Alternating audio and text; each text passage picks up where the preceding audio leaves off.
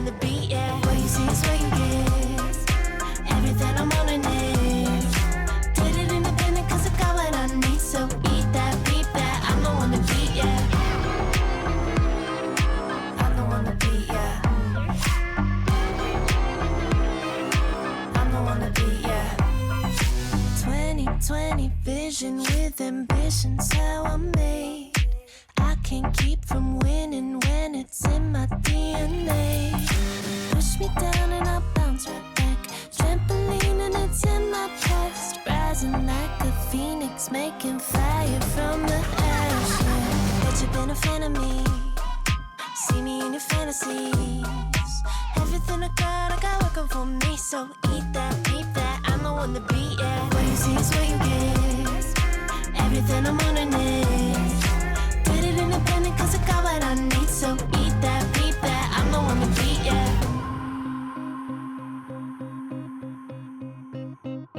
God, it's such a treat, just getting to be me. Spending all my time on what I want. Looking in the mirror, I'm so glad I'm here. I'm the one to beat, yeah, I'm the one to beat, yeah. Eat that, beat that, I'm the one to beat, yeah. Even though I'm not at me. Me.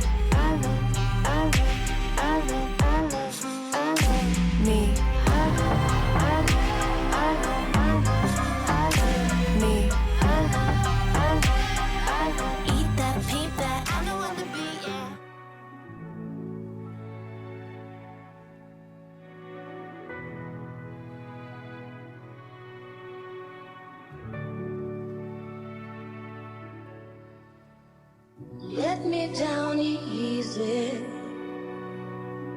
for your love for me is gone. Let me down easy, since you feel to stay here alone. I know it's all over, but the last goodbye.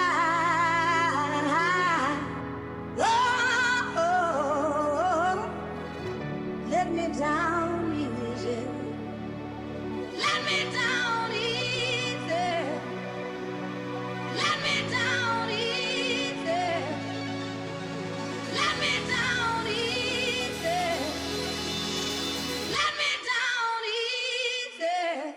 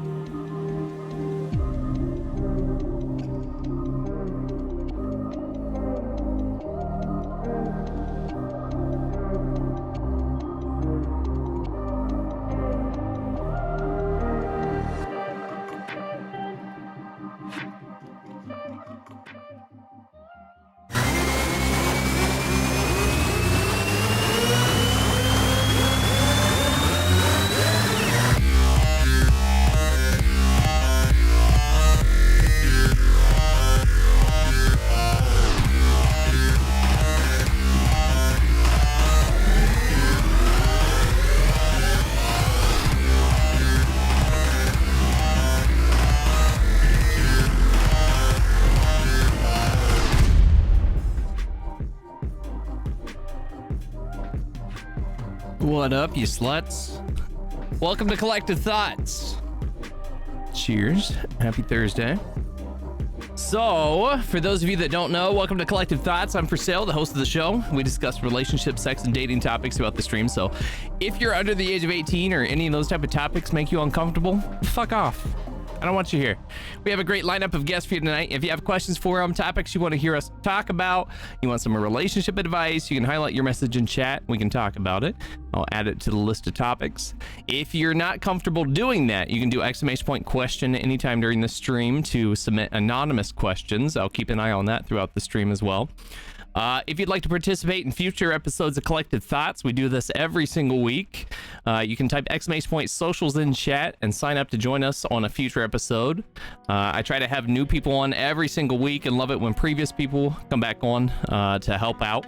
We try to keep every show balanced between men and women, LGBT and straight, and monogamous and non-monogamous, so you get to hear the topics we discuss from every single perspective. So if you have a working camera, microphone, and or headset and are comfortable discussing this type of stuff in front of a live audience, join us. Also, if you aren't part of the Positive Thoughts Discord community, you definitely should be. It's a bunch of sex-positive, supportive people who like to hang out together, game together.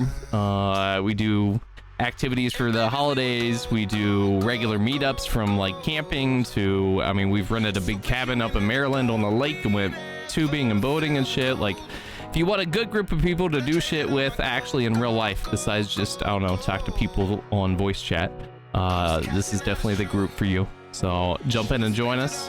Also, every Thursday after stream, we do something called Afterthoughts, which is kind of like your meet and greets.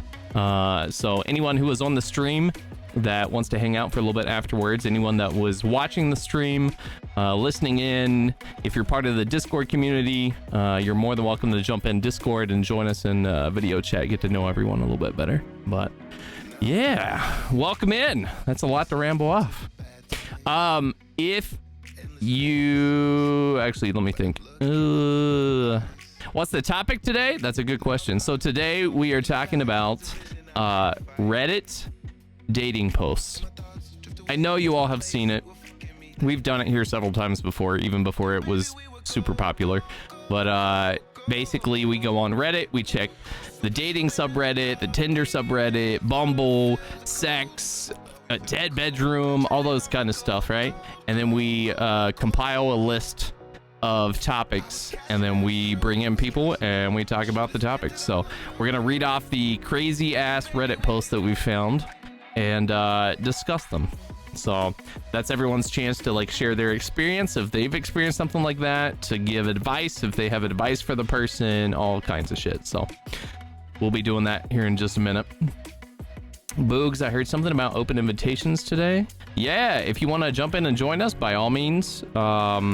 Anyone who's watching, if you're, I don't know, if you're sitting at home drinking or smoking and want to join the conversation and talk about these Reddit dating posts with us on Discord, jump in with us. Also, I think for anyone local here in Columbus, Ohio, we have a game night coming up this Saturday starting around 6 p.m. Eastern Standard Time. Food, alcohol, good people, everyone's very like-minded. We're all a bunch of geeks. We love video games, we love board games, card games, all that good stuff, right? There'll be food, alcohol, there'll be for those that don't know anyone very well, there'll be conversation starter cards and all kinds of stuff to make it easier, because I know we're a bunch of introverted geeks, so it makes it a little easier to talk to each other that way.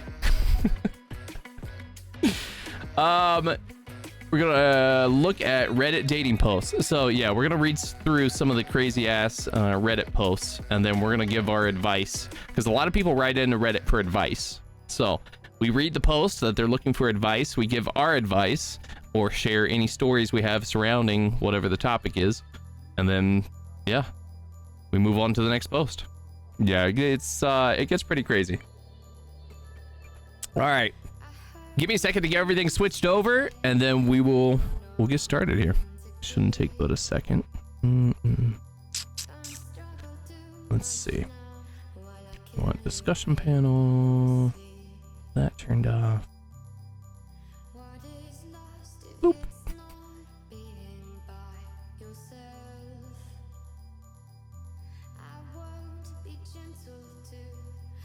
All right. Boom. There we go. All right. Everybody else? What up, you bunch of thoughts? I think. How's it going? Oh, there he is. Hi. There I am. All I can't right. talk shit about you anymore. Stop talking about him. Stop talking about him. There just be consequences this time. Oh, this is gonna be a fun one. I can tell. All right. We'll start with introductions. You all know the drill. Boogs, you want to start out? We'll just go in order on my screen. So we got Boogs, CE. Welcome in, CE, by the way. Count, myself, Trank, Vicky, and JoJo. Boogs, go ahead. Hi, I'm Boogs Official.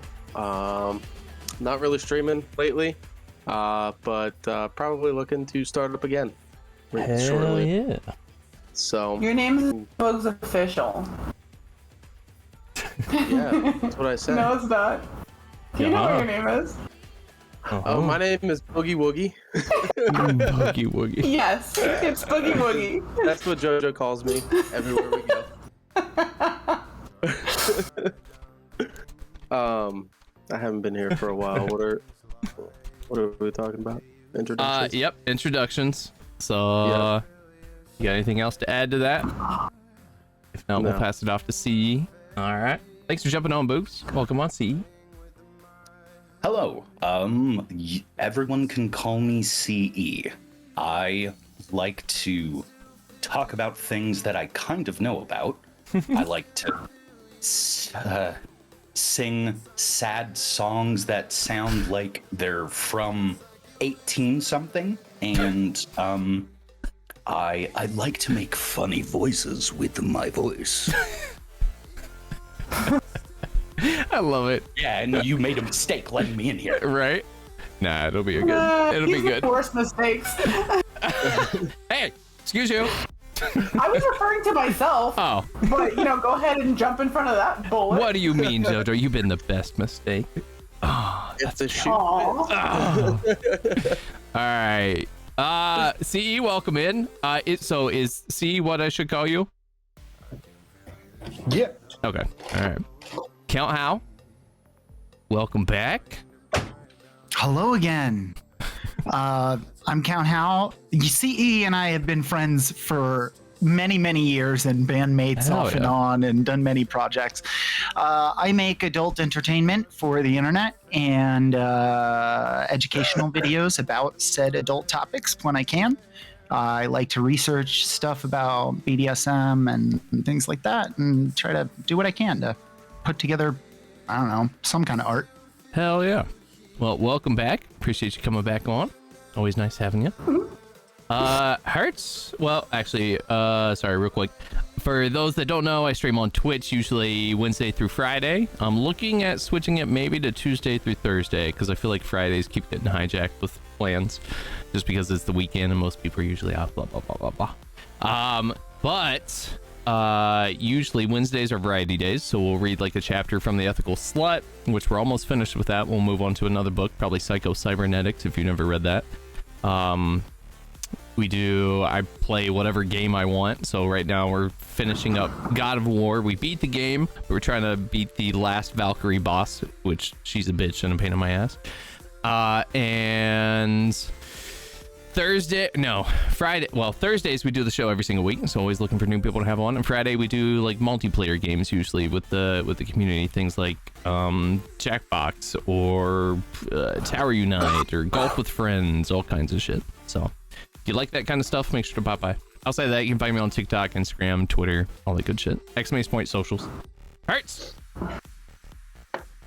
Oh fuck. I'm Hertz. Surprise. I don't stream a lot. When I do, it's art and hi, he, him, gay. Welcome on. Welcome back. Trank? I'm Tranquility. I stream on Twitch on Sundays and Wednesdays, mostly JRPGs. Nice. That's it. Cool. All right. Vicky, welcome back. Hi, thanks for having me again. Yeah. I'm Vicky Doll, VickyDoll90 on Instagram, TikTok, and Twitter. I'm an Army veteran, cosplayer, cosmetologist, and general content creator, and jack of all trades due to the fact that I change my job more often than some Twitch users change their underwear. I create content of all sorts on Twitch, but Yummy. I stream Wednesdays through Fridays, and I do cozy games, RPGs, art, makeup, and talk about my many misadventures and life and dating and stuff. I'm obsessed times. with Animal Crossing and love new friends to play that with. Hell yeah. Well, welcome back. Thank you for being on. Always appreciate you coming back. And Jojo. Oh, hello. I'm back. You know, Welcome back. 2022's been rough, even though we're only in February. I didn't die, so welcome to me. That's progress. One Right? second. I might have, but No, but you almost killed Hertz. I almost killed Hertz. Well, I didn't almost kill Hertz. Lucky almost killed Hertz because I was already okay. Anyway, What happened? whatever. Hertz got sick before he left our house. Oh, Like Damn. bad. Like I had to lock him in a room in the dark. He got quarantined. I was getting ready to walk in there with a shotgun if he started to make drooling growling noises. Yep. you're like, Yep. nope. Mm-mm. He was gonna get zombied. you didn't say that. Surprise. I wasn't sure if you were gonna turn. I was gonna have to do the world a favor.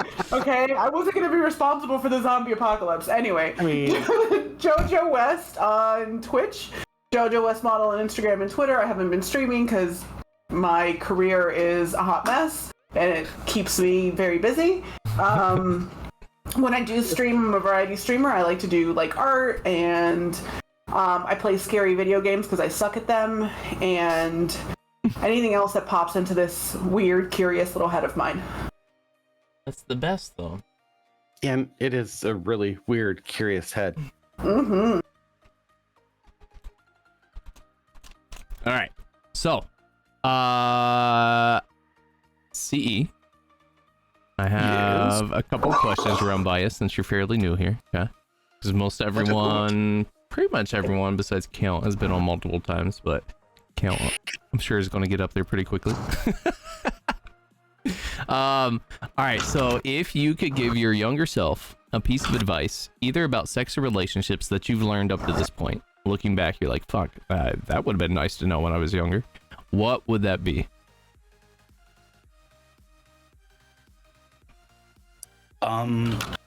One of the hardest lessons that I've had to learn in the last, I don't know, year and a half, 2 years has been grappling with my own internalized toxic masculinity, because my first marriage fell apart because I thought, oh, okay, well, let's I don't know, let's just do what she says. That's a good idea. Yeah, let's keep doing that. That didn't work because notice how I said my first marriage. And I have for years held on to the idea that I, quote unquote, as the man, had to be not only an aggressive top/dom, but like all the other shithead implications that are put on someone as a how do I say this, a map. That's the term. Yep. I don't know, fucking calm down, bro. Like, listen to some classical music, watch some cartoons. Like, don't take yourself so seriously. You're not as cool as you think you are, and no one else is either. Like, Yep. just chill out. Yeah, pretty much. Good advice. All right. Hold on. We have another one here. Do you know? You might not know this yet. What is your love language? Do you know love language? My love language for giving affection is, I believe the terms is act of service. So Okay. like, if Acts I of can service. Yep. do something for someone, then I mean, like, even as a dom within that particular sexual space, I may be in control of the scene, but I'm like, okay, but like, what happens if I push this button? What does it do for the, aha, it does that. What if I push this other? Interesting. All right. What was your sex education like growing up? This is a question I always like to ask so people can see common themes. Yeah, that is a very generally worded question. I mean, of course, like there, like a lot of people, I would have to assume there was, you had the weird kid in grade school, like I found this picture underneath my dad's desk. You want to look at it with me? Okay, cool. I don't understand. This is kind of like a person, but never a person I've seen before. What the fuck are these shapes? I got the talk at a relatively young age. I didn't fully start understanding the depths of my own sexual appetite and the sexual appetites of others until I was about, when did I go to my first sex club? Like 25, 26? I don't know, some shithead in the military and like, oh, well, there's like some like sexy people over there. And like, oh no, it's just an old guy and his like plastic lady. I mean, 22, so who cares? Plastic lady. Wow. Never had that. No, you've never been like grayed out drunk and you somehow end up in a swingers club and all of a sudden there's like some defense attorney just Look at Boogs. eating Boogs you like, gin yep, and tonics. totally. I've done that. No. Wait, I what was the have not. defense attorney doing? What was the defense attorney doing? How? Well, this How was did you find out he was one?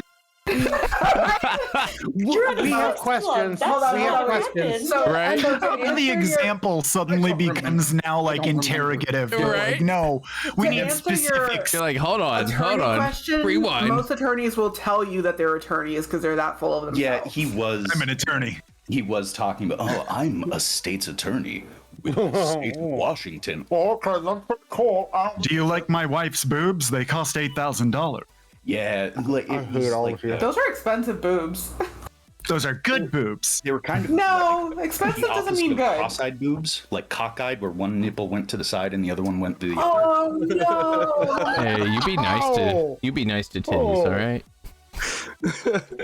Like a Rick and Morty character, but made out of nipples. Oh no! You Like over here playing with one, you gotta go over here. you and play leave with those the other Rick one. and Morty titties alone, all right? Wow.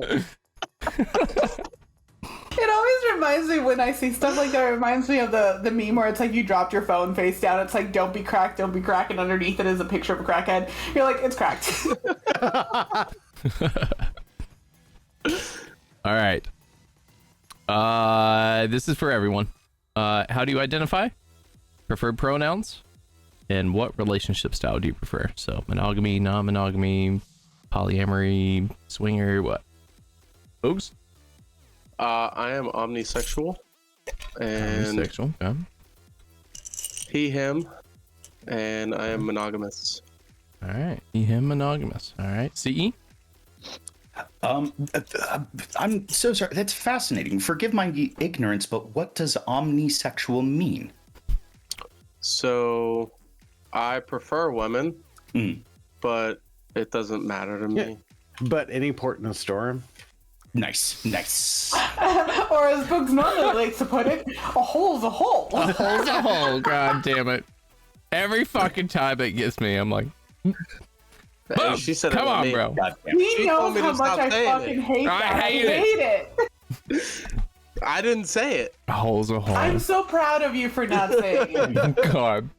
We're working on me now. Hey, thank you for that Twitter follow, whoever that was. Appreciate that. I think that the closest thing that I found is The Instagram with the potato. pansexuality, where the plumbing doesn't necessarily matter in comparison to all the other things that I look at when trying to go for a sexual partner.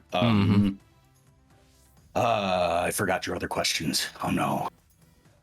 Pronouns? Oh, pronoun. I answer to whatever. I have facial hair, so obviously he, him. I like the pronouns it, that, but it is not something. Yeah, They're hard to get used to. I'm friends with them. It's hard. I know. I like it. I'm friends with it. Fuck. It's so happy. Just give it a cheeseburger and a beer. I Leave once it got in alone. trouble for calling somebody's child an amazing. it. I would have a hard time What? adjusting That is to how you should refer to tiny babies. I called him an it several What's up, Robin? times, Welcome in. and she got mad, real mad. That's not even like Oh that my big of a God. deal. Like I ended You a call him a boy 25-year right family friendship over that. Oh my God. That ended a 25-year friendship between like grandma and my parents. Pronouns are real important these days. Right. Friendship that you needed to cultivate. Absolutely not. Man, grown-ups, Right. grown-ups are weird, man. I don't get it. All right. I like Jojo, those are you pronouns. okay? All right. See, No. did She's you not. did you list Yes. your? Yeah, you did. You did. You listed your stuff. Okay. Yes. Oh, Cal? I You're up. I am straight male, but kind of on the fence of like non-binary identifying he him. And I want all the girlfriends. Well, That's fuck. it. All Oh, the girlfriends. God. I mean, don't we all though? Don't we all? Me too. If I'm allowed to It's hard. choose what I want and how I want to date and who I want to love, it's all the women. I want them to love me. I really like, I totally understand the concept. Like, I love pansexuality, omnisexuality, demisexuality, stuff like that. And it's one of those things where intellectually, I wish I was, but then you find your behavior is completely in conflict with what you think is rational and right. So I'm just like, oh, as much as I don't believe in gender, as much as I do not care what kind of body modifications or changes someone goes through, things like that, here I am feeling like a man attracted to things that look like women. Well, I guess I should just enjoy what I enjoy and then focus on doing what I got to do in other ways. That can be tricky, dude. It is tricky.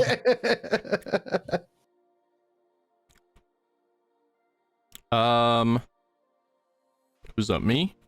So I am heteroflexible, he, him, relationship style, preferably ethical non-monogamy, like threesome, swinging, that kind of shit, like stuff you do together with your partner. Hearts? Hey, I'm Hertz. I'm gay. I don't care. He, him, they, them. Hey, you. We're not gonna say JoJo's magical term, so she's Right. trademarked that. Oh, Which magical term? meat popsicle? Meat popsicle. Oh no, that's mine. She's like, I no, know. don't you fucking say that. What he just said. See? But yep, I'm here. It's really, really sad that you're super straight because good God, when I was 15, man, dude. Oh, vampire. Oh, are aesthetic. we gonna start with the flirting already? I thought we were gonna wait until we got Please content Send it my intros. way. I will receive flirting from everything. Oh, all I right, will cool. let a rock flirt with me and stand there and be like, really? You think so? Wow, thank you. Oh my very God, much. You know, thanks I do so my much. Oh best. my So god. Ignis, but you're so I am very Venus, and sandy, I'm like, thank you. I just made a geology joke. Is Fuck that me rock running. humor? I don't think I'm Yeah, gonna hurt. it's sadly, it really was. All right. Wow. Hearts? We out. You rock. Put your penis away and introduce yourself. How do you identify? Prefer pronouns and what relationship style do you prefer? Hi, my name is Herzlot9. I am he, him, or they, them, or what the fuck ever. I'm gay. There you go. No way. No, seriously, I am. All right, Trank. You are? She, her, poly, and lesbian or pan. I don't know. All right. Vicky Doll. Hi, she, her, they, them. Some form of bi, but I'm with bugs a little bit. Like, you know, if like we click. So who cares? And I am gets solo poly, but practicing ethical non-monogamy. Okay. All right. And Jojo. I am a meat popsicle. Yay! That was just for you, Hertz. Okay, so by demi-romantic, I realized that, like, in order for me to have a romantic attraction to you, I have to actually like you as a person. Sapiosexual, because I hate stupid people. Kind of fluid when it comes to sex, because I really don't care about what you have to say. Sometimes it's best just not to say anything if you're pretty.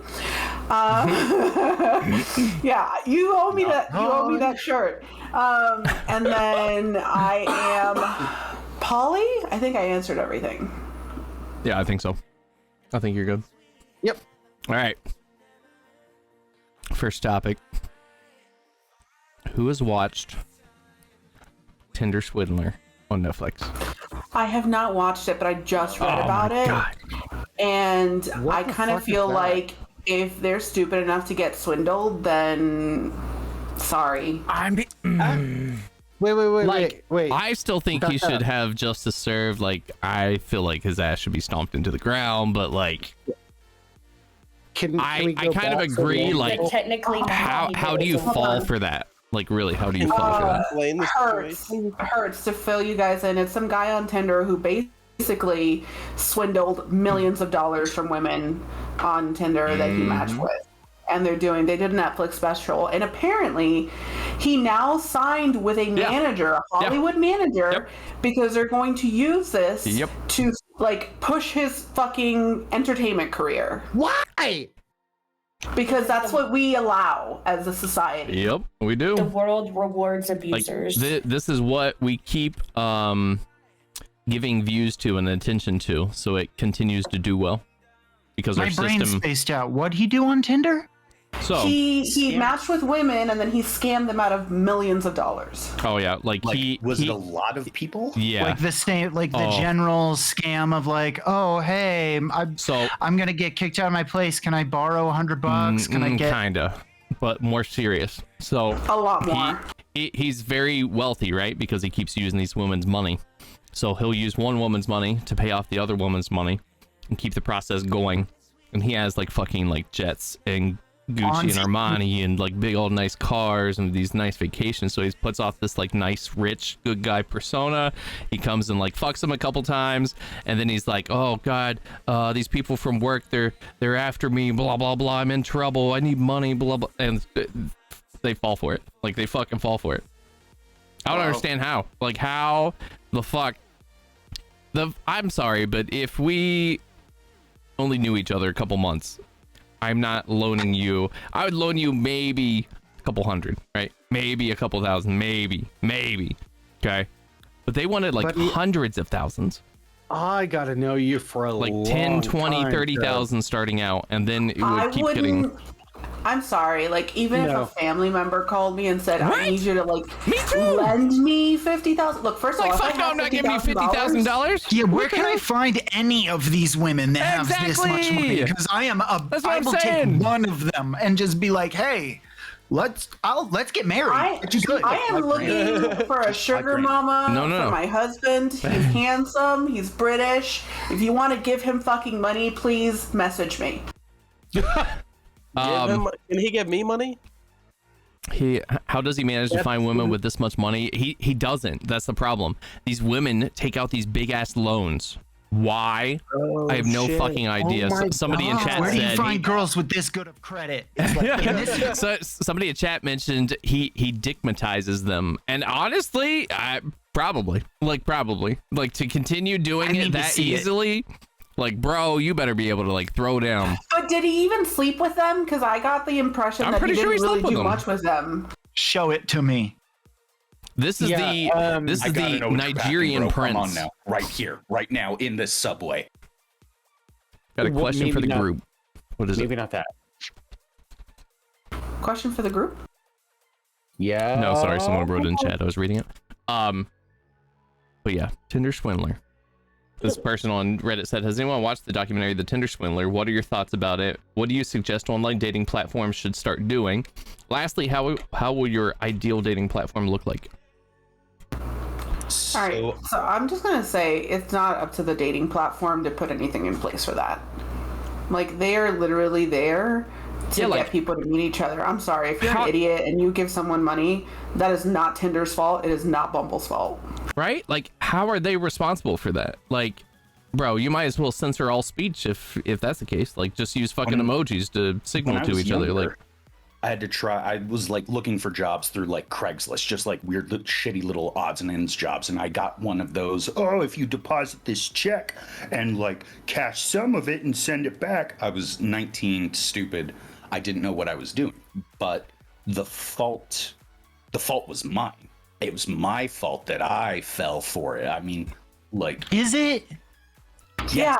Yeah, it is. If you get murdered, is it your fault that you got got scammed? No, wait. So we can't compare murder. Super hot take. All right. You can't compare Should murder to we being swindled. be sympathetic towards people who are stupid? No.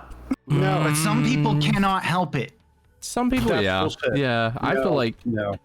You can't just cut everyone off because some people you can't like just they decide grow to up not be stupid. they grow up in a community, an echo chamber of like the toxic family shit that's like, oh, family's thicker than blood. So they literally don't know any better. They literally have not read other shit because like also their family will be like, well, stay away from fucking Harry Potter. Don't read Lord of the Rings. That's the devil. Like stay away from college. Don't go to college because that's the liberal conspiracy. Like it's crazy shit.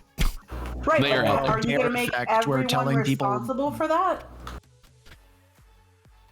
Not responsible for it, but at least have some empathy sometimes to stupid people. So here's maybe explain my some stuff. hot take. One, I don't think that we should compare murder to someone getting swindled. I get that, like, it's still the fault of the person committing the swindling, right? So maybe the way to do it is create something against fraud, like some sort of law that encompasses online fraud, which we already have some, but they never really go into things like, you know, getting defrauded by a partner. There's things that protect you against defrauded against like a business partner, right? Like it could be embezzling or whatever, but there's nothing on the books about getting defrauded in a relationship. But I also don't think that like coming in and going, well, we're just going to have to censor Bumble and we're just going to have to censor Tinder because there's some dumb people out there that are going to fall for this, because we're headed down a really, really bad road of just censoring everything because some people don't have common sense. But I like your solution, even though I'm completely on the other side and saying we as a society should share the responsibility of taking care of anyone who can't take care of themselves. So then I go, the solution is better enforcement of the laws on fraud, which is the exact same solution you're talking about. So yeah. I think that it might be a little hyperbolic to say we're headed towards censoring everything when even someone who's completely on the other side isn't even calling for that at all. I feel like people who are afraid of it, like throw it out there constantly, like, whoa, we don't need to censor everything, so we shouldn't protect other people. And it like has this backwards effect. Right. So like I'm okay with us saying, hey, this is going to happen. We can let it happen, but let's create a consequence for it. Yeah. I hate the idea of censoring things and making things like and changing things for everyone else because a small group of people is too lacks the common sense to know, hey, you know what? Maybe I shouldn't go out and take $100,000 personal loan to get this dude that I met online. Let me see anime titties uncensored. Goddamn. Right? Do you feel like that's like their fault that they fell for that? I do. Yeah. And only because kinda, yeah. Look, I know somebody who I love very dearly.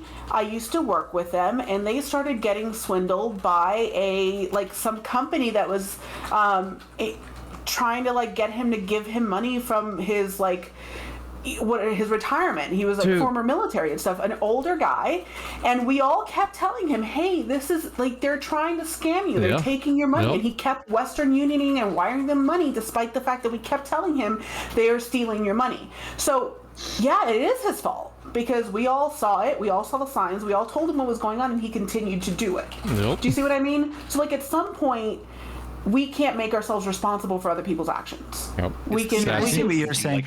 Sassy, you've had your hand up? I see it closer to addicts or like cult. So, can you hear me? Yeah. Yes. Yes, we can. I'm sick right now, but I'm Gucci. So I guess I have 2 points, because the first one that you all had died. So this guy is basically has received no consequences for his actions, except for like the 5 months that he served jail time for a warrant that was back in Israel. That was completely unrelated to this Ponzi scheme that he was doing. But I think it comes at a double-edged sword, and this is where I kind of agree with JoJo, is that there has to be a little bit more consequences, because I don't know if anybody has heard of Anna Delvey.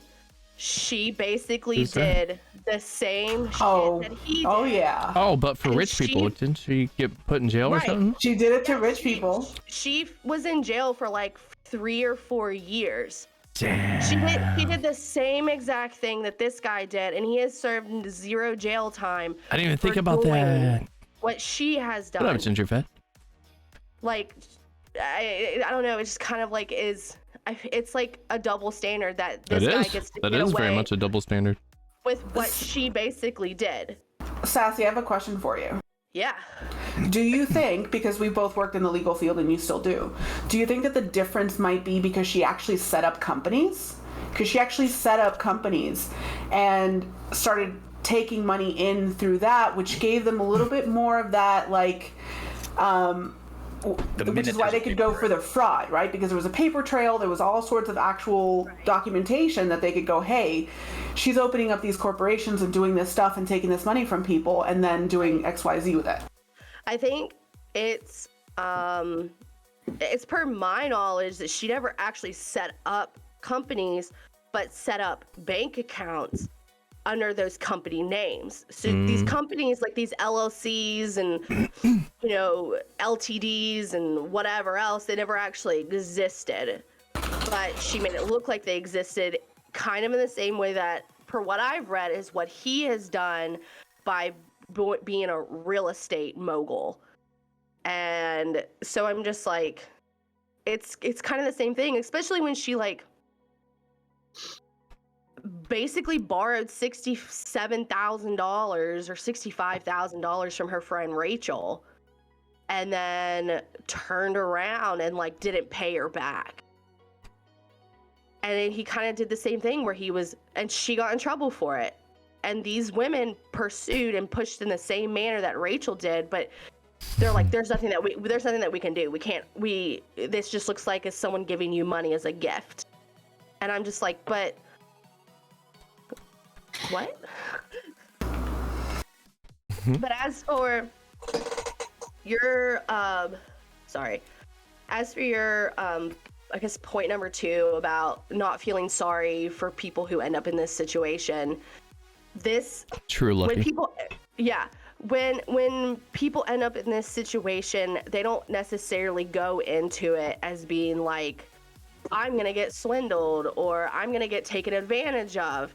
What happens is this stems from people who have narcissistic traits, and they come in and they love bomb you and they do all these sweet things and they isolate you from your friends, and they build your confidence so high up so that when they can come in and they can literally sweep the rug underneath from you, you believe every single word that they are saying. Because me personally, I've been in that situation where my ex did the same thing, where he built me up on such a high platform that when he swept the rug from underneath of me, I was spending money like this left and right on him, giving him whatever he needed, giving him how much ever money he needed. If he needed $200 for work clothes, I was like, here's $200. Girl. Whatever. I didn't realize that I was being financially abused. And you don't realize it until like you eventually take the rose-colored glasses off and you're like, holy shit, I'm being financially abused. I'm sorry, but if I ever found out somebody was financially abusing me, I would not be here. Thing. I would be in jail. You don't realize that you're being financially abused until it's literally too late. And then there's nothing that you can do about it. Because I'm patient. You can't be like, there's nothing that I can do. There's not like, you can't be like, they stole my money. Well, they're going to ask you, well, did you pay for these things? Did you give them this money? The same way. Like, yeah. And that sounds like the steps involved in basically like any form of abusive relationship where it's like build you up, build you up, build you up. I'll get you sooner or later. Hey, now meet my wife, you know, or like some crazy stuff. And it also like, I feel like any other time we witness someone go through this, it's like they were involved in a Ponzi scheme. They fell victim to a cult. They got caught up in an MLM. They fell in with like, you know, the wrong kind of scene and got into drugs and stuff like that. Like in all these other cases, we go, oh, okay, society has failed them. We do need to kind of find ways to bail this person out. And then it feels like, but if I take money from you individually, that's just your fault. And that's weird, I guess. Right. Yeah. Yeah. It also, any type of financial abusive relationship always starts with somebody love bombing you. And that's why they felt so hard for him, because he was showing them this beautiful, extravagant lifestyle that he promised he could give them. And then when push came to shove, he knew he couldn't, so he had to manipulate them. Oh, God. I'm sorry, but the entire time I was watching the show, I was like, there's no fucking way. Like, there's no fucking way you're falling for this. There's no way. So, like, dude is like, hey, I'm so rich. I have all this fancy stuff, but all my money's locked up by these bad guys, and I need you to give me money. Like, get the fuck out of here. Are you serious? My concern with this is that people who consider themselves liberal, right? We are so adamant about keeping the government out of our relationships, the government out of our social lives, the government out of our personal lives, that the minute that something goes wrong, the first thing we do is let's get the government to regulate our personal lives, right? That's pretty much what we're doing. And I think there's a certain level of like if that's what we really want, we're going to have to realize that, you know what, we can't just turn around and say, well, now I want the government to regulate my life because something bad happened. I don't have a problem. Is government regulating your life? Yeah, in a way they are, right? The law is basically telling you how to live your life. Murder someone, you can't murder them because we're going to put you in jail if you murder them, right? So like, I'm not saying that it's a problem. There goes my Thursdays. God damn it. I'm not saying it's a problem because some laws can be preventative, right? They can keep people, if you give them consequences to actions, it'll keep them from doing those actions if they're not really committed to doing them. A murderer is going to murder regardless of whether there's a law against it or not. But again, I think there's a certain level of responsibility that we have to take in ourselves, right? If someone is showing you, like, there's reasons why things like, if it's too good to be true, it probably is. If it looks like a duck, if it quacks like a duck, it's probably a fucking duck. 99% of the chances. Yeah. So if someone is telling you, I am a millionaire, I have all of this money, but I can't access the money because it's locked up in things, they're probably full of shit. So we need to also take responsibility for our own actions, for our own critical thinking skills. I agree partly with that if it was actually taught at like across all the families and the people across the country, right? Well, but yeah. it's not like a societal standard. It's like, you stick with the family and issue. my plan for you and you live your life the way I want. But again, are you going to make yourself responsible for the people who are out there raising their kids like that? Kinda, because they fucking vote. And they're so stupid. In a so fucking dumb. But you can't. That's the social contract that we all agree to be like, hey, I like being able to go to grocery stores, so I got to make sure that you raise your kids to not be murderers. Till they stop trying to legislate their fucking religion in our government, I will continue bitching about it every step of the way. We can bitch about it all we want, but until we actually start to do something about it, like, okay, well, if you want this to be a thing, then why aren't we all just advocating for better education standards? It's very easy for us to sit here in a group of 10 people they're vilifying fucking public schools. Well, because it was asked as a question and it wasn't proposed as like a we should all do something, so that's why. No, but what I'm saying is in general, and I always take this stance, is like a lot of the people that sit here and go, we should do better, and I don't mean us, in general. Well, you said us 10 people. Well, yeah, we can sit here in a group of 10 people and say, let's do these things. But if we don't do it as a whole, like if we don't as a society, as a large group of people go, hey, you know what? Let's advocate for these things. Let's actually get off our asses and go vote for, better people at the school districts and things like that, nothing's going to change. So we're just But we're gonna telling sit here- people to do that right now. I feel like what Yeah. you're saying is an excuse to not do exactly that, which is what we're No. doing, which is, hey, What you I'm- should go vote based on like better protection for fraud in personal relationships. That's good not an stuff. excuse. It's not an excuse because I used to work in politics. Trust me, I'm really big on Yeah. like actually like going out and doing this stuff. What I'm saying is, Vicky, it doesn't really happen though. Vicky, jump in. So I agree with JoJo on a lot of this, but it was like a less severe situation, but like I've experienced this. I got stationed in Germany. My first husband decided he wasn't going to come to Germany with me. I was love starved, attention starved, and this super narcissistic man came into my life, found out that I was going to get a fat signing bonus, and decided to stick around until I spent it all on him by convincing me that he loved me and that life was perfect, even though the whole time he was cheating on me. Like, and I consider myself an intelligent person, and like I can look back on it. I can look back on it now and be like, man, all the signs were there. But like at some point, like sometimes it's just the guys are just too clever, or the people are just too clever. I can't just put it all off on men. But sometimes the person is just, they're too clever. They know what they're doing. And like this Tinder swindler mofo openly admits to frauding these women. Oh, and he he's does. getting Absolutely. He's away fucking with proud it. of it. He He's is getting proud away with of it So and flaunts See, it that's just a on complete social failure media. of law. All of Like these that's a whole other- other discussion all of of just these like, other- why is that happening? Capital. And I'm with you on that. Like, why is that happening? Like, why is somebody who's openly admitting to defrauding people just because it's individuals that like what Like, nothing's gonna happen? When we But say it's eat the because- rich, that's yeah, what we and mean. that's part of the problem. If the because law was with punishing that- this guy correctly, there'd be no conversation about like censorship or Tinder needing to do it. It'd just be like, cool, it was handled. He's gone. Fuck him. I Maggie? wonder if it has everything to do with it being internationally and not in the United States, because they have a whole separate set of laws than what we do in the US. but in the U.S. we don't have laws against defrauding people at that level. Because I actually looked it up before we started going into the whole legal part. We actually don't really have anything in place when it comes to that. We have, securities fraud, we have internet fraud, we have like wire fraud, things like that, but we don't have like fraud of someone, purposely defrauding someone by getting them to take out loans. Like there's nothing in our laws that protect against that. Man, loot boxes are still unregulated. I Yeah, mean, true. Very true. So many problems.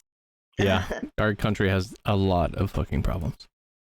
All right. But that's anyone clearly else? not just a U.S. problem if he's international. Yeah, that's true. That's true. A worldwide problem then, I guess. Maybe what we should do is make it legal to just, let society decide what happens to people Right. that do shit like that. Unanimous They vote. might just We kept burning disappear. witches, which is why we had to stop that. yeah, people No, were there's- really mad. Like we just kept Dude. throwing ladies into rivers. Did you see that? Yeah, we can throw him in the river. I don't think anyone would miss him. Dude, did you see that Greg Locke, the fucking my God, crazy ass yes. extreme conservative pastor, was talking about that he had a list of 6 witches in his church and 3 of them were here today, and he better hope that they stay in line or he's gonna out them to the whole church. And the like, bro, Okay. that is some All that. How shiny Holy was the shit. giant buckle on his hat? Well, yeah, it literally is holy shit. Yeah, we should let people decide who to kill without laws. Vicky, just jump That in. was a joke. Please. I was being facetious. I was just gonna say that I saw a TikTok earlier about a girl who was told when she was teaching Sunday school that when a little boy asked if there were witches, that yes, that they existed. They were just women that were like incarnations of the devil, and he should beware of like seductive women because that's how they came across to a child. And now the TikToker's a witch, so it's great. I can't. Oh my god. I can't. You have with to that explain stuff. to a child what seduction is in order to like get that across. Dude. That's my thought. Like I taught Sunday school to 1st and 2nd graders. I cannot imagine trying to tell them, yeah, a witch is actually the devil incarnate. First of all, I'm not gonna lie to Like, a that's child. my aunt. What do you Second of all, mean? that's Orb just stuffy. so We got to talk about wrong. like the idea of high-level honeypotting kids. That's what that's sounding like, and I'm like, no, that makes that kid scared of women. Yeah, kind of. Yeah, true. You're not wrong. Yeah, I follow a lot of like ex-Christian, ex-Mormon, ex-Jehovah's Witness, ex-Jewish, like all kinds of different social media accounts, especially on TikTok and stuff. So my feed is a lot of like ex-religious stuff. The amount of shit that they go through, like, I'm glad I got out when I did, but like, god damn, that shit is wild, because it like people are in their like mid upper 20s, 30s, sometimes 40s, 50s, like trying to process this shit, like trying to come to reality, like, oh, there isn't all this like fairy tale Bible shit. This is just like kind of like how they want us to be in society to make the United States function well. You know what I mean? Like, everyone stay in lines, everyone stay in order, everyone get a job, have a baby, Like the well-oiled go to machine church. that we are. Yeah. Yeah. Like, no, thank you. I'm good. My dad used to pay me $50 to go to church with him on Sundays. Hell, I mean, I would for $50 on much? Sunday. Yeah, right. I would go. I would What does go. that work out I to an wouldn't hour? listen, but I'd go. My father did that as an adult, like less than 2 years ago. Like, I'm in my 30s, less than 2 years ago, I was visiting, and he was like, I will take y'all to lunch and give y'all some money to go home with if you come to church with us. Why don't my parents offer to bribe me to go to church? I just sat in the Right? back. That's what I I'm was on my saying. phone the I whole just time. got beat if I didn't want to go to church. so- Like, what the fuck? Pretty much. You're not going to church? Let me grab my fucking chancla and beat the shit out of you with it. All right. Anyone else for that? Should we move on? All right. Yeah. Has anyone I think ever witches are pretty dope.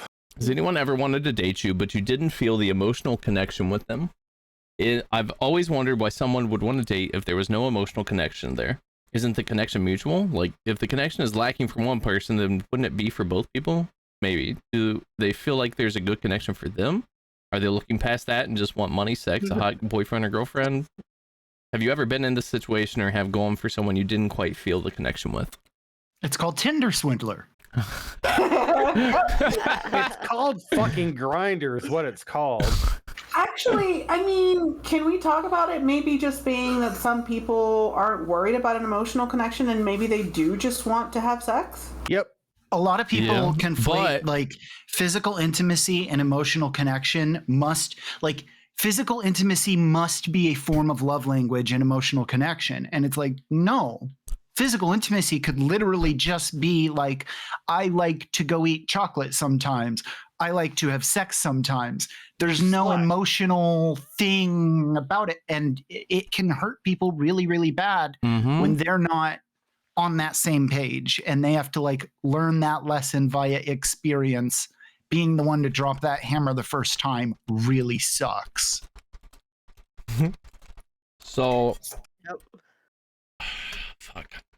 I've actually got two really good situations like this. Mhm. They were both like Tinder guys. One of them, like, I wanted to have that connection because like we connected on like there were things that we had in common, but there was still no emotional connection. And like we tried to kiss, I tried to take him, or like I tried to go out with him multiple times, and like there was just no real chemistry there. Like there could have been a friendship connection, but because, you know, I already jumped that bridge and went to the kissing, it kind of would have screwed that up, at least for the average guy. But like there wasn't that emotional connection, but he felt it. He was like, you know, he was like trying to dive in for more, but this isn't a conceited thing. I think it's just because I was kind of cute, and he was okay. But like, you know, and then with the other guy, like it was the same kind of thing. Like we had a lot of commonalities, so I really wanted there to be a connection, and I pushed the relationship as far as I could without it being like, okay, I'm just not feeling it, dude. And sometimes that happens, even if you keep trying, sometimes there is no chemistry and like real emotional connection. Okay, as someone who's almost 30 years old and who's been on several dates, don't laugh. I used to be the person that when I went on a date, because I had a lot of insecurities within myself and I didn't love myself, I would just like try to latch onto someone quickly and find an emotional connection as quick as I could. And then as I've gotten older, I've realized that an emotional connection just doesn't happen immediately. It takes like time. Takes some time, It takes time and work and energy. It may And never so even now, happen. or that, yeah. I mean, it may never even happen, but I mean, like, I don't know. I think it's a toss up, but I also think like if one person's not feeling it and the other person is, you have to be able to set that boundary and just let them know, like, I'm not feeling this, but I apologize, but I want to still remain friends with you because you are a good person. And then that is like a whole other different situation, because if you don't have that emotional connection that person does, there's always them trying to cross that boundary into it becoming more. Especially if you've already fucked them. Yeah. That gets into the weird, like, the internalized and said but not said friend zone thing that is prevalent, like, regardless of your gender. And it is, I think Vicky said it best. It comes down to, and maybe this is just me because I'm borderline sociopathic, but I feel like romantic partners should be able to, like, I like spending time inside of you. I like your face, but we got to talk about that thing you do when you touch my foot. I don't like it. Like, something like that. Like, just being able to have frank, important, at times uncomfortable conversations. Those are, like, that's, in my experience, in my opinion, that's where emotional connection can really start to bloom. I show vulnerability, show your underside, show where the dirt is, and flowers can start growing. So, I actually have a question because, like, when I date, the emotional connection is something that develops over time. It's not something that's instantly there. So for me, like, if I had a connection but it wasn't an emotional connection with somebody, I would still pursue dating with that person because that's where you develop that emotional connection. So it seems like the person here is like, well, why would someone continue to date you if there's no emotional connection? Well, maybe it's because they want the time for that emotional connection to build up, or maybe you need the time for that emotional connection to develop, because I'm one of those people, it takes a while. So yeah, somebody would probably still date me to allow me to, like, actually open up and allow that emotional connection to occur. But you strike me as an intelligent person, and I'm fairly certain you and any romantic partners that you had would have a frank, open, probably meme and joke-infested conversation. But it would still be like hey, we need to talk about 1, 2, and 3, and then we can make out again. Which the problem then here is, how are these people communicating with their potential partners? They probably aren't, which is why these partners don't know that. You gotta have like those checkpoints where you actually sit and go, hey, I just want to kind of talk to you about what I'm feeling lately. Like, where are you at? It's not the what are we relationship, but it's just like, hey, I find myself wanting to be around you a lot lately. So I realize, like, I might start feeling jealous, or I might kind of this, that. What should I do with these feelings? How do you feel? Cool. Oh, see, now, and then, that's somebody that actually speaks about their emotions that we don't have normally in society. Oh, oops, I'm sorry. Especially God. Well, I forgot. This is a different kind of logic problem. Wait. Okay, you can't talk about your emotions. You can't actually communicate at all. Can we use sign language? Purple, because aliens don't wear hats. It's different in all languages. I think it kind of, we've talked about this on the panel before, it kind of goes down to that problem that we have where society has kind of said, you should be vague in the things that you want. You shouldn't divulge all of these things on the first date. It's rude to talk about your needs on the first date, and you find yourself 5 dates in and you don't even know who you're dating because you haven't had these conversations or what you want.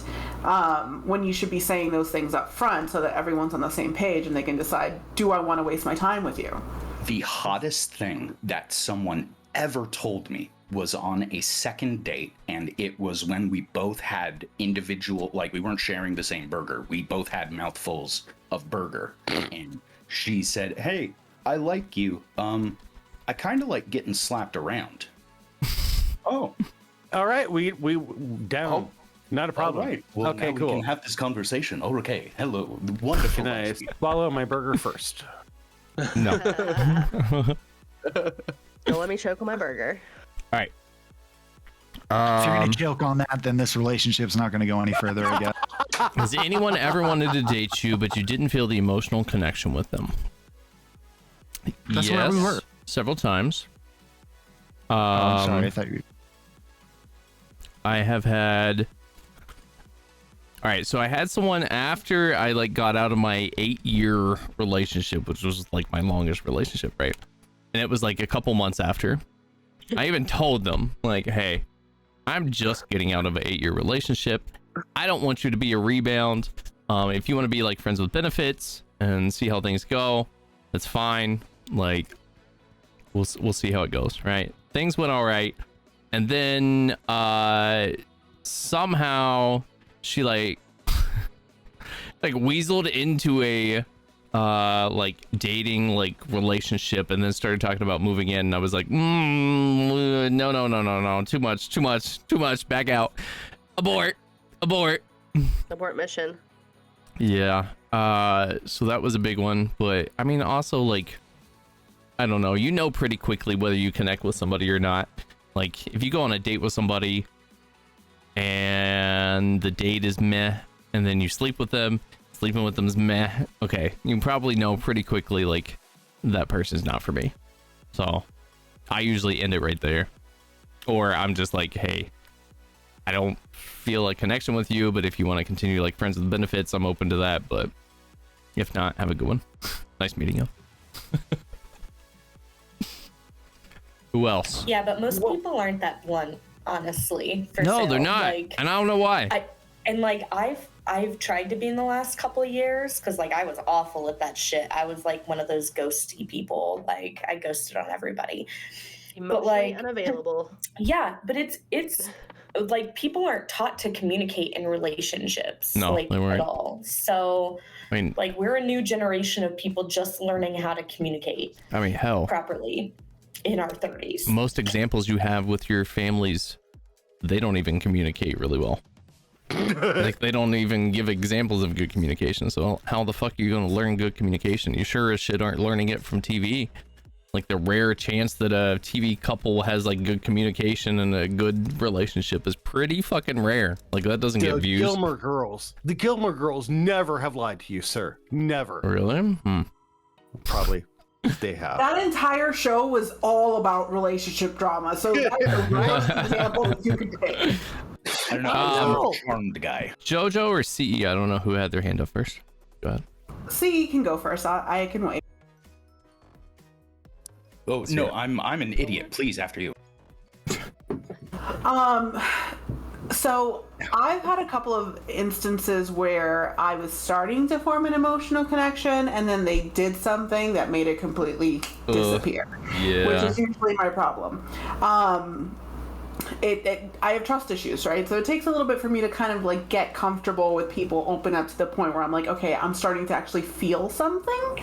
And this was just after my divorce. I had one guy who we started off really great, and then like on our first date, he started to kind of plan things out, and I was like, okay, well, you know, maybe he's just excited, right? And then on the second date, he was like, I'm celibate, or I'm trying to be celibate. I'm not a virgin, but Nope. I'm not a virgin, but I'm trying to like not have sex Unmatched. because I want Block. to follow the path of Christ. And I was like, No. What? Okay, I'm going to ignore Lots that. of questions. He was really, really attractive. Okay. Anyway, like We do really things attractive. for really hot men. Yeah, he was really, that really hot. pretty. And then Oh man. so I was like, please, I can break this dude. He's gonna be telling it. Be I like, did. you were gonna want to fuck ASAP. And you know what? ASAP. And I did actually do it. I did manage Good to job. break his. And then you're like, yeah, no, this ain't gonna Proud work. of you.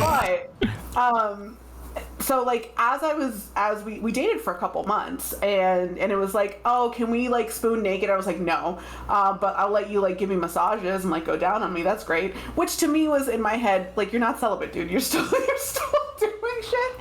But when we finally had sex, because we did.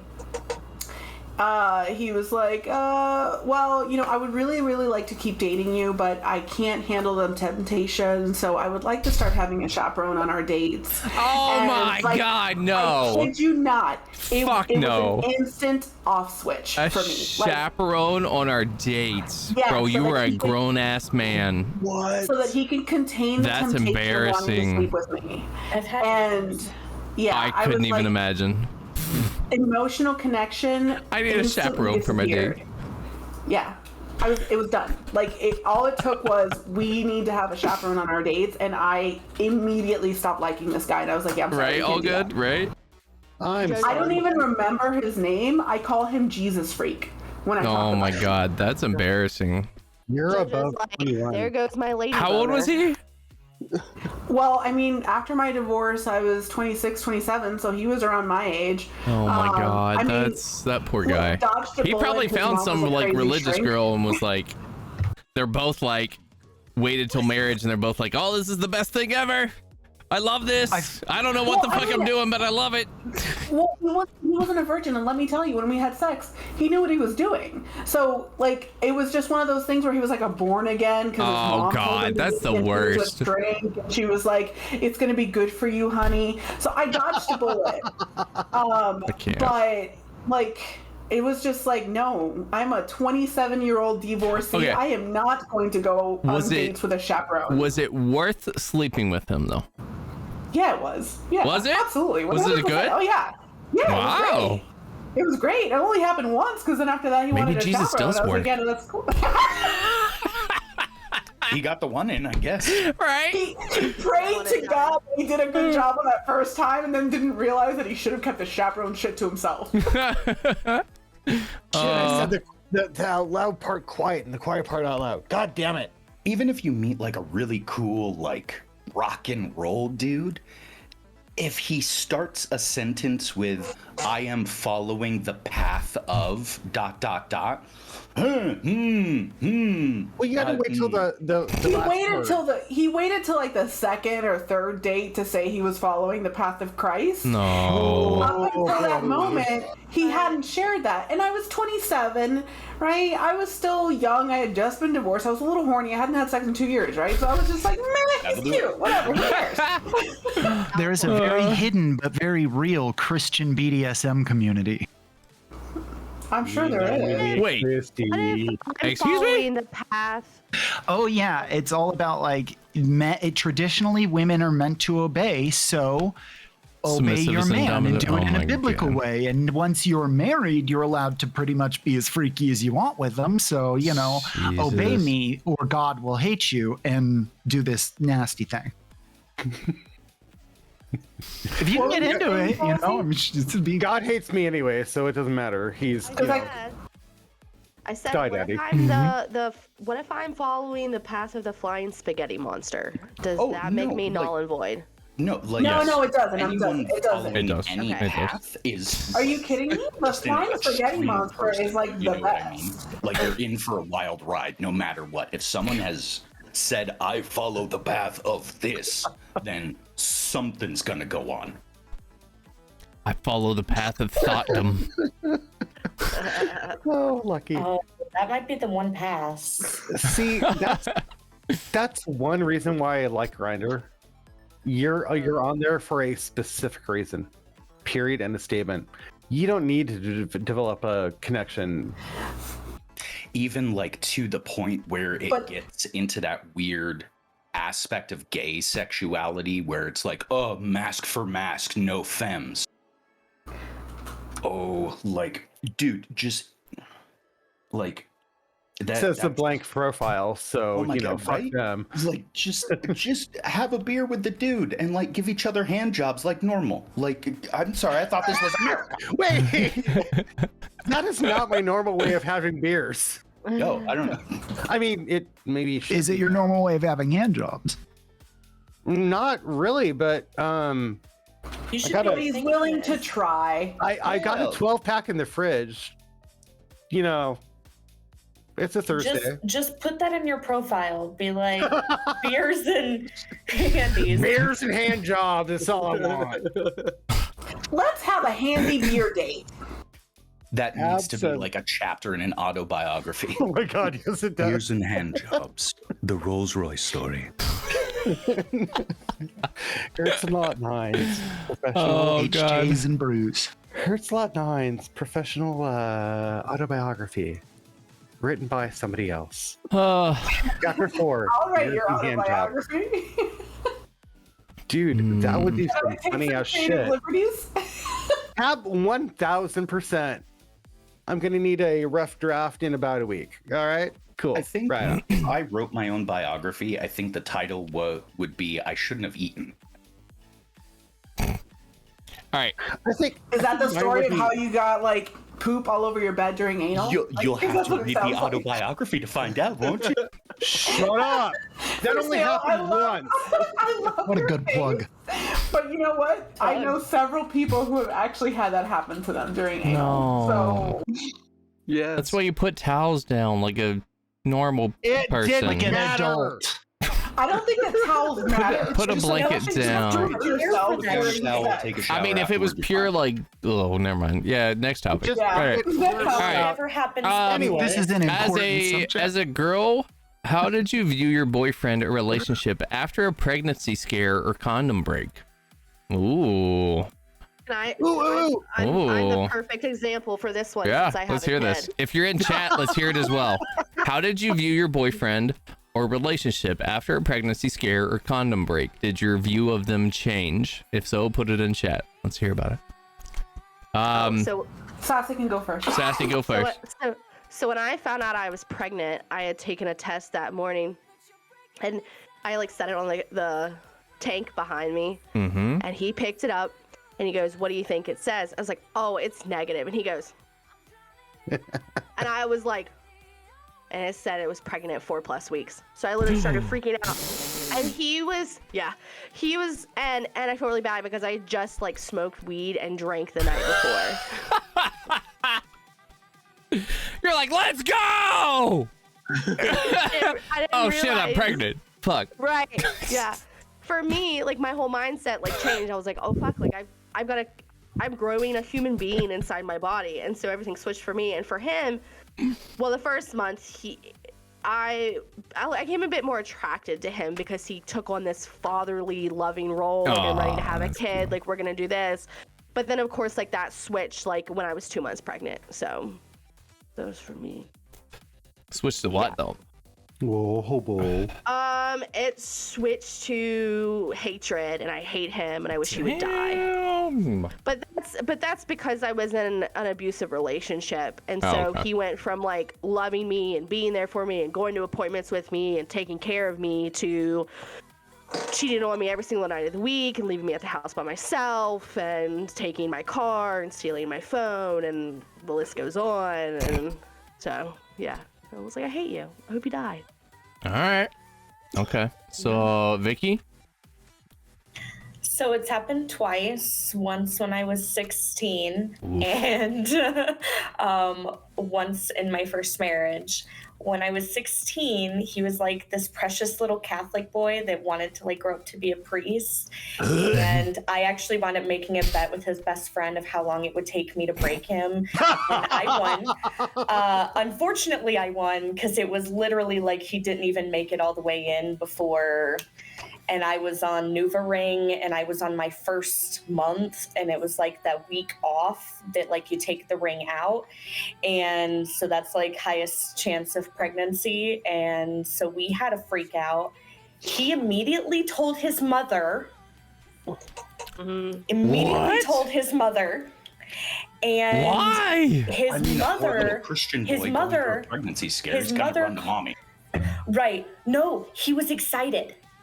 He started making Oh plans no! at 16. Oh, like He was that like, guy. I'm Oh, gonna his get a mother. job. You can move in with me and my mom that's until we can kinda get a place sweet. of our own. Fuck? But at 16, and with the know. mindset I have always had, That's it sad. grossed me out. At least he was Because I Yeah, didn't want that's a fucking baby. weird. I'm sorry, I that's don't want weird. a That's baby. weird. That's weird. So I had to tell Don't my care. mother, of That's course, weird. get Plan B, and here we are, still childless. 16 years old. Let's fucking have a baby and get married and he move was in with my excited parents about it, and I I'll like get a job. I took No, his, get the fuck away from yeah. me. I took his V card, and he immediately wanted me to like marry him and move in. That's the and, danger. Like, That's the I danger was of the like, shoe. oh, That's the no. responsibility So you bear if you take we a V broke up card. almost immediately. I don't think we actually had. Oh wait, no, we did have real sex after that, but yeah, maybe one. But I Yeah. forgot about it. That's all right. And then with the husband, he also got excited. I was not excited. He was excited because it meant I could get out of the army. And I was like, why don't you get pregnant and get out of the army then? And I'm trying, bitch. God damn. well, probably my mental abhorrence of pregnancy caused me to not. So, still childless. But yeah, so it turned me off of both of them entirely that they were excited about it. So, My story is not as bubbly. So it was my first boyfriend. I was 19 and a half, going on 20, I think. And I did actually get knocked up. And I had a miscarriage. Oof. And I told him that I had a miscarriage. And his response was, well, that's really good. Because if you didn't have a miscarriage, I would have made you get an abortion. And if you wanted to keep it, I would have never wanted to see you again in my life. I'm sorry. You're Oh, it's fine. I don't care. Being.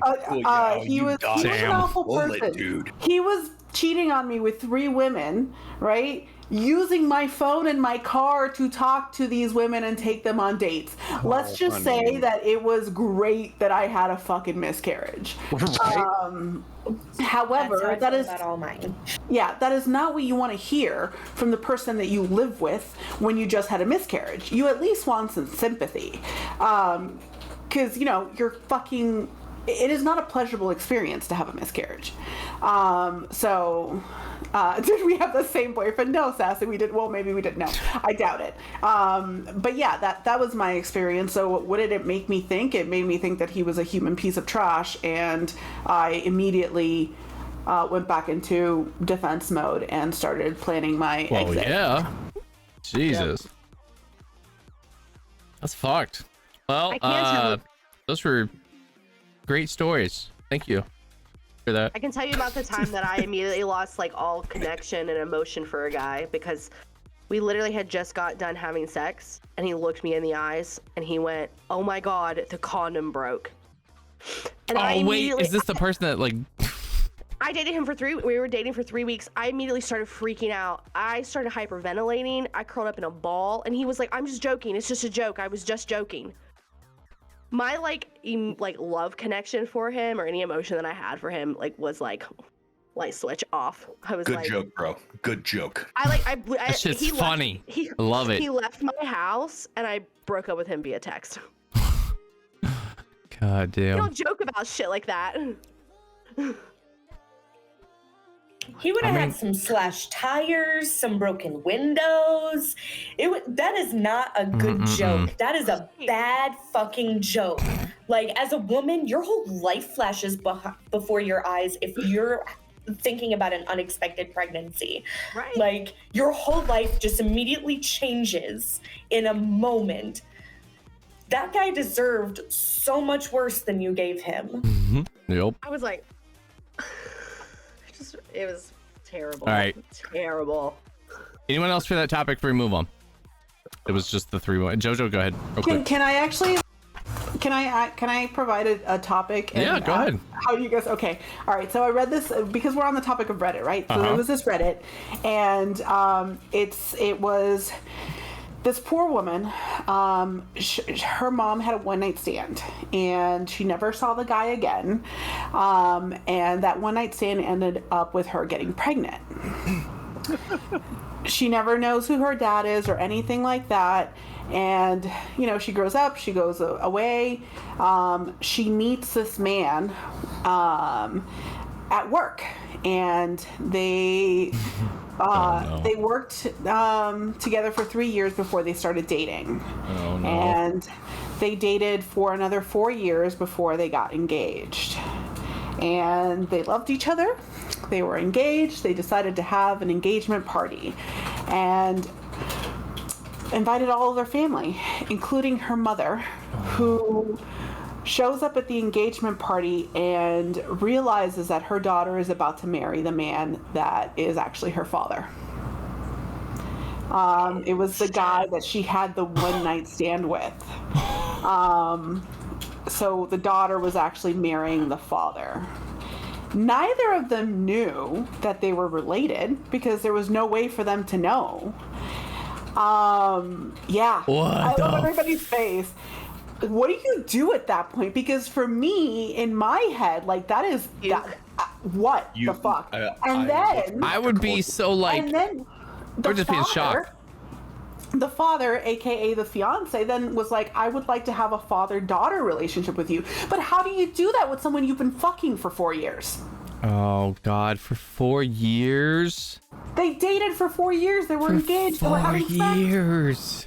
There's a community for that, I guess. Oh God. There's a fetish for anything. Okay, actually, all right, hold on. I watched a documentary that actually talked about this. Yeah, no. I watched a documentary about this, right? There's actually, when they introduce adopted children to their parents, they have to warn them about this. Like, it's literally legally required now that they have to be warned about this, that you may feel a strong sense of attraction for your parents because you've never grown up in that parental environment, you know what I mean? So like it's I don't know what it is, but they said it's for the other. I swear to God, I watched this documentary and they said it's like very fucking powerful. Like it's So what do you do? And they don't understand what's going on. What do you do if you've been sleeping with your father for 4 years? You just find out they're your father. He now wants to like have a father-daughter relationship with you. I would die. I would change my name. Move. No. I think by the end of that Put me in afternoon, I'd witness be like hanging out protection with program at this point. Like. Oh Can I just God, become a Lucky, spy come in another country on! now? What the fuck? I hate you. This isn't the first time I've heard a story like this, and in almost every single one of those other cases, they continued to like be in a relationship. So like the fact that he wants a father-daughter relationship is so much better, honestly. Like that was a relief to hear. Yeah, does he want both, or does he just want... No. The story was that the guy was like, he completely switched over. He was like, let's have a father-daughter relationship. But I would personally find it almost impossible to look at my parent as a parent anymore when I know what their O face looks like. The dynamic of that relationship is ruined. She sucked her father's dick. How are you gonna then, have a relationship with him as a father? Exactly. God. I mean, can you imagine if he was the kind of dad too that was like during sex, like, who's your daddy? Like, yeah, what if they were both God. into DDLG It's also? actually your dad. Oh God. And they had been role playing before they found out. Then they could just the amount of therapy, right? Afterwards. Forever. Yeah. Oh my God. Yeah. Never ending therapy. Never ending. Be like, you caused this. I hope you're happy you're paying for this shit. Honestly, Dad. I'm so pissed at mom too. Yeah, Yes, mom would be getting a majority of my blame. Like, at least he's kind of trying to do the right thing or whatever. But like, mom, fuck that. bitch. But even if it was She a let one-night me stand- date that motherfucker Exactly. for 4 years. No, How she didn't did she know. know? She didn't know. That was the first time she met him. But How do you How does she not get a picture? not interview? Like, yeah, how do you not introduce your significant Uh, other? No. I'm the kind of person that like my that's not personal that life is my weird. personal life, and until it becomes serious enough, Yep. I don't feel the need. She also wasn't very close with her mom, which is why she moved away. But That like, makes sense. even Okay, if it but was a 4 one-night years stand, she knew who the father was. She should have like said, "Hey, like this is a picture of the dude that knocked me up or something." just, You know what I like, mean? Be on the There's lookout Facebook. for a dude named Jerry. Right. Like his name was whatever. So funny. My dad's name is Jerry. Oh no, God. Banned. You're fucking banned. Get the fuck out of here. I Oh, love that God. hurts a lot. Yes, white people shit. All right. White people shit. All right. Are we finished with daddy? Next topic. Next The topic. daddy daughter topic. All right. My boyfriend and I have different views on sex. Advice needed. Okay. My boyfriend, 26, and I, 25, have been together for 3 months, but we were friends before we started dating. My boyfriend has never had sex before. He's had very little experience in general. This is because he used to have low self-esteem, but has since lost a ton of weight and started going to therapy. He also converted to Christianity and believes that sex should be saved for marriage. I myself am a convert to Christianity and agree. I, however, had a lot of experience prior to my conversion. I think I'm sorry. The born again Christian thing cracks me up. I think my experience and his lack of experience have caused us to have very different views on sex and marriage. While I think that a healthy sex life and intimacy are important for marriage, I wouldn't say that sex is the most important thing in a marriage. There are several other factors that come before that. On the other hand, he's very excited to have sex and places it on a podium. He talks and jokes about sex constantly. Not a day goes by where he doesn't make a sex joke or bring it up in conversation somehow. He wants to get engaged in the next 3 months, so 6 months after we started dating. I think a large part of this is because he wants to get married as soon as possible so we can have sex. He makes jokes about it, but I think is low-key being serious. He knows that I've had experience and has admitted to me that it made him jealous. This is going to be a healthy relationship, I can tell you right now. I, on the other hand, would like to wait a year to get engaged. It's not that I don't love him or don't trust him. I see myself marrying him. I would just like to experience life together more and cherish the dating period. For example, I would love to travel together. Maybe have to go on a big trip together or even a small road trip. Oh yeah, definitely travel together before getting married. 100%. We will also be going through some life changes in the upcoming months that I would like to handle first before we throw a wedding into the mix. If it weren't for sex, I wouldn't be questioning our relationship. He loves me and cares for me a lot, but I think his lustfulness is clouding his right judgment, and I don't know what to do. Any advice would be appreciated so much. My boyfriend of 3 months who has never had sex wants to get married as soon as Hold on. possible. Boogs hasn't said much, and I saw you raise your hand, so please. Fucking Here. run. Run! That man is so sexually frustrated, it hurts me.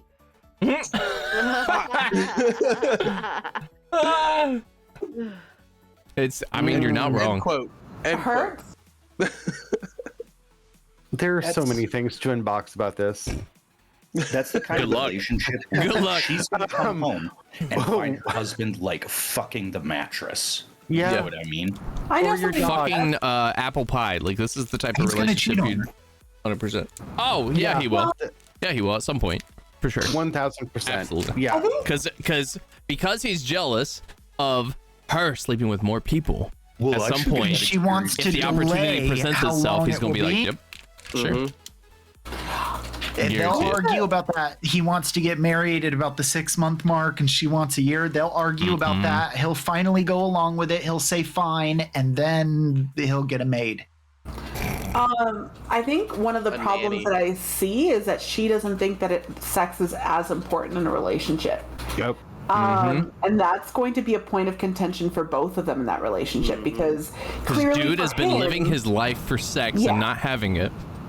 he And hasn't had she sex. has had plenty of sex and is like, Yeah. it's not that big of He's a deal. going, chemistry to, is he's wrong. going to value it. This a is lot. why sex is so fucking important in relationships. It is. Yeah, and I'm she's sorry. and she's gonna be the kind of woman that's gonna be like, like I could already see it. Like she's the one that's going to give him a blowjob on special occasions and only wants to have sex after he's earned it and things like that because for her it's not as valuable. Weaponize sex. Yep, she's going to weaponize it, and he's going to be that dude that's going to be like, you know, my wife doesn't want to touch me, and sure enough, he's going to cheat on her. Vicky, I think you had your hand up. Barry. Honestly, y'all already said everything I was gonna say. That's never healthy. And like, if nothing else, even if he doesn't cheat on her, because I was in a similar relationship with my first husband. He was very, very religious. I was not. But our relationship was based in the church, actually. So it was, anyway. I don't think he ever actually cheated on me, but he constantly accused me of cheating. Constantly. He probably was cheating. Usually they project when they are cheating. So dorky. I just don't think it was possible, to be honest. If he wasn't cheating physically, he was cheating some other way. Emotionally, social media, porn, whatever. Like, but you know what either I mean? way, like, yeah, bad relationship. Just honestly, I can't with the religion thing in general, because like been there, done that, and now I'm not, and like I've seen the light.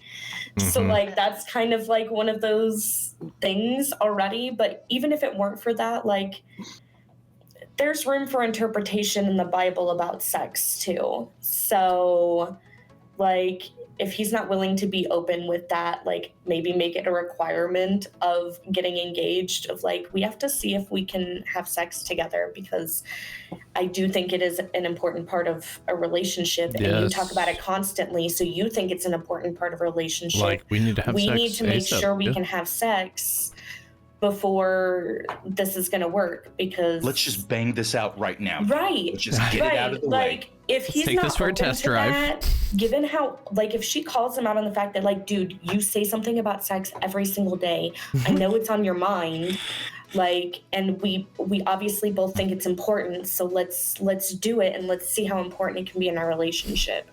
You know, because like the only thing's holding you back is God. He knows what you're thinking, dude. Right, exactly. like if you follow all that stuff, that's exactly. So look, I feel like there's a lot of hypocrisy in religion anyway. Like I think that I think that like she should kind of go, hey, you know what? God has a problem with penetration, but he doesn't have a problem with like me giving you a blowjob and you going down on me. So like maybe to kind of circumvent that like sexual tension that poor man has, she could take it up the ass for Jesus. Right? That's what I was gonna say. Like, hey, it's the hole that God doesn't see, right? It's the hole that God don't care about. Like compatible interests in or views of what sexuality should be, and that's going to like come to a head at some point. And like every one of us is kind of just pointing at that in different ways. Like, hey, okay, you guys are. Hear me out. This is how I think society is going right now, and it's scary, right?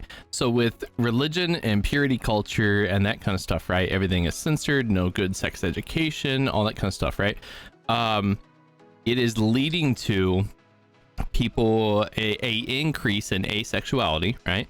And it is leading to an increase in people not finding partners. They're spending a long time alone. They're not interacting. They're not having sex. They're not going out on dates. Nothing like that, because they're so afraid based of like what they've been told from fucking growing up in purity culture, that they're going to burn in hell if they even like think about it. Your fucking dick will fall off if you masturbate. You'll burn in hell if you kiss a girl on the first. Like, it's crazy batshit stuff. Like, it's not a healthy view of sex. Sex is a normal human function that is universal across the board, across the entire world. Like, the fact that we treat it as such a taboo that we can't even talk about it without feeling guilt or shame or whatever, because you've been raised in purity culture and religion and everything else, is so fucking wild to me. It's so crazy. We all go through this, so why not fucking talk about it? Wild. You must remain pure for Jesus. Yes. Okay. All right. Any other advice or stories for that one before we move on? Okay. So many things wrong. So many things. Get out while you still can. I like this one, but I wish we had a more balanced cast. Women of Reddit, it's your turn. What sex advice would you give guys? So women giving guys sex advice, and then we'll flip-flop and do guys giving women sex advice. Okay? Is this you're included like, in on this. Is this Please. like, just because I want to make sure, and like, guys do this instead? So it's like you as a guy are giving women advice on like what they can do to up their sex game. Sassy? Please find the clit. Thank you. That's Don't it? chew on it when you find it. That's it? Wait, you're not supposed to like bite it and be like, You can be a little strong with it, but don't fucking sit there and gnaw on it like a fucking. All right, now Sassy, was that your only piece of advice? And foreplay is very, very essential. Yes. That's all I got. Agreed. Vicky, I'll go Foreplay is last. very essential. Whatever that foreplay looks like to you, by the way. I was gonna clarify what foreplay means. Yeah, go ahead. For the audience, just because I follow way too many sex education people on TikTok now. Thank you for saying You're that's welcome. partially your fault. I love it. But foreplay is technically something that doesn't get you off. Like, it's not technically genital play. Like, it's all the other things. It's body rubs, it's indulging in kinks and fetishes, and kissing and all the other stuff. Technically, breast play can get some people off, so that can be included, but it's all the other stuff. But like, please don't skip out on oral either, because it's so important. So important. All of it's important. Yeah. It's very important. All right. Who else? So Jojo, I was go ahead. gonna say, women are incredibly mental when it comes to sex, and foreplay doesn't even have to involve physical touch. It is telling a woman in the morning that you're going to destroy her later that night. It is like it's building up that mental anticipation to the things that are going to happen or the things that could happen. It's walking by them and like grabbing their ass or kissing their neck. Like there's like it's behind them, giving them a hug. Touching their leg when you drive, holding hands. Yeah. Foreplay, be more, I think the right term is flirt with your partner regardless of how long you've been with your partner. Yes. Because a lot of couples stop flirting with each other. Compliment your female partner, like remind them that they are sexually attractive. To keep yourselves out of that roommate phase. And then when it comes down to the actual sex, I think Sassy said it, right? Like, the clit is important, but also not just the clit, right? Like, you don't want to just focus all your attention in one place. You can use a couple of fingers while you're doing other stuff down there. Kiss, lick, suck. If you do not just go straight for the I'm gonna stick my penis in you, because chances are she's not even there yet. If you are, you gotta it's a build up. If you aren't licking it like it's the best thing you've ever had in your entire life, you're doing it wrong. You gotta put your face in there and literally your face. Eat it like you're fucking Literally going your down face. on a watermelon, okay? Just fucking all over. Your beard better be ruined. Honestly. You're not even using your teeth. It's just the motion of your jaws at that point. And then you also need to You follow suction too. through. Suction. So Yes. What JoJo was saying, if you're texting someone and you're hyping them up, I'm gonna destroy that pussy all day long, and you don't follow through with it, That's like a one-way ticket to the desert town for a woman. Just saying. Might as well. Also, you just get real sew mad. her- Do you get real mad about that? Like, what the Sometimes fuck? it's not your fault. You promised me I was going to get pounded out. Like, why am I not getting pounded out right now? Personally, if you're hyping yourself up and like this is about to be the best sex of my entire fucking life, and you come through and you're a one pump chump, I'm gonna be pissed off. If we can't last more than at least 13 minutes. Wait, people don't She has a last more than benchmark. 13 minutes? Hold There's on. a lot of people that don't. They say that the best sex is between 7 and 13 minutes. There's no What? fucking way. I'm sorry. The best sex is like. Guys, Well, it says research shows that the best sex is between 7 and 13 minutes. we're talking about actual intercourse P and V stuff, right? Yes. Not just the stuff that comes before that. The whole Smoke. session shouldn't be 13 minutes. Smoke, We're cuddle, talking fuck, about eat, actual repeat. penetration. Smoke, The cuddle, actual fuck, eat, penetration. repeat. The actual penetration part. That's all you need. This is good advice. 7 to 13 minutes. By the time that you put your penis inside her, she should have already had at least one orgasm. Right. Because Honestly- that's going to make it more likely for her to have an orgasm. while your Exactly. penis That's what I was is gonna inside say. her. Honestly, that is a strategy that I always fucking use. Is like you're gonna get off before we even like have intercourse because I know it makes you more sensitive, tighter, and more likely to orgasm like when we're having penetrative sex. So like, of course I'm gonna fucking get you off before we have penetrative sex. Like everyone should be doing that. It helps you and them. 100% agree. Who else?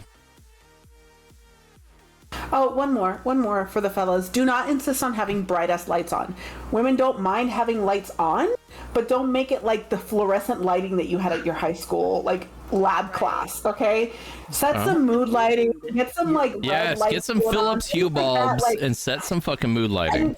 make it mood lighting. Do not make it seem like she's I being can- autopsied. I Or literally set up a interrogated. scene Either one. for Unless this. that's part of it. Well, yeah, if you're into a medical kink, sure, but for the most part, not everyone is.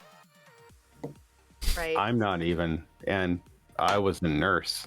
Set the mood. Set the mood. All right. I don't.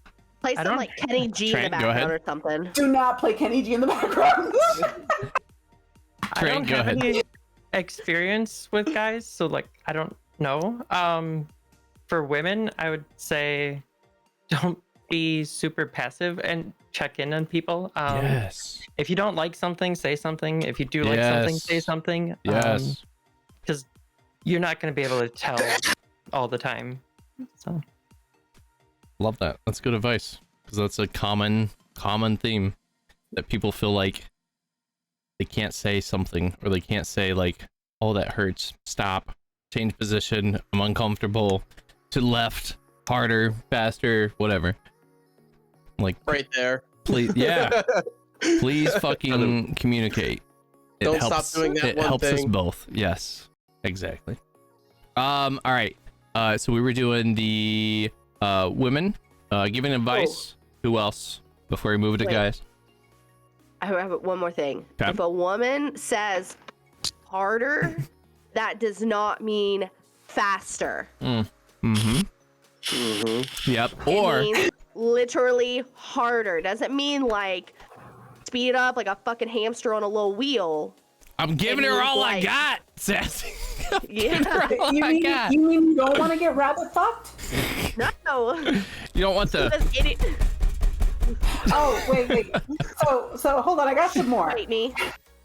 Oh, JoJo's got more. Oh It is god, she looked up a perfectly list, didn't okay. she? Listen, Probably. it is perfectly okay to stop, okay? Take a break, give her some fingers, go back to giving her some oral, Yes. get yourself together, and then carry on.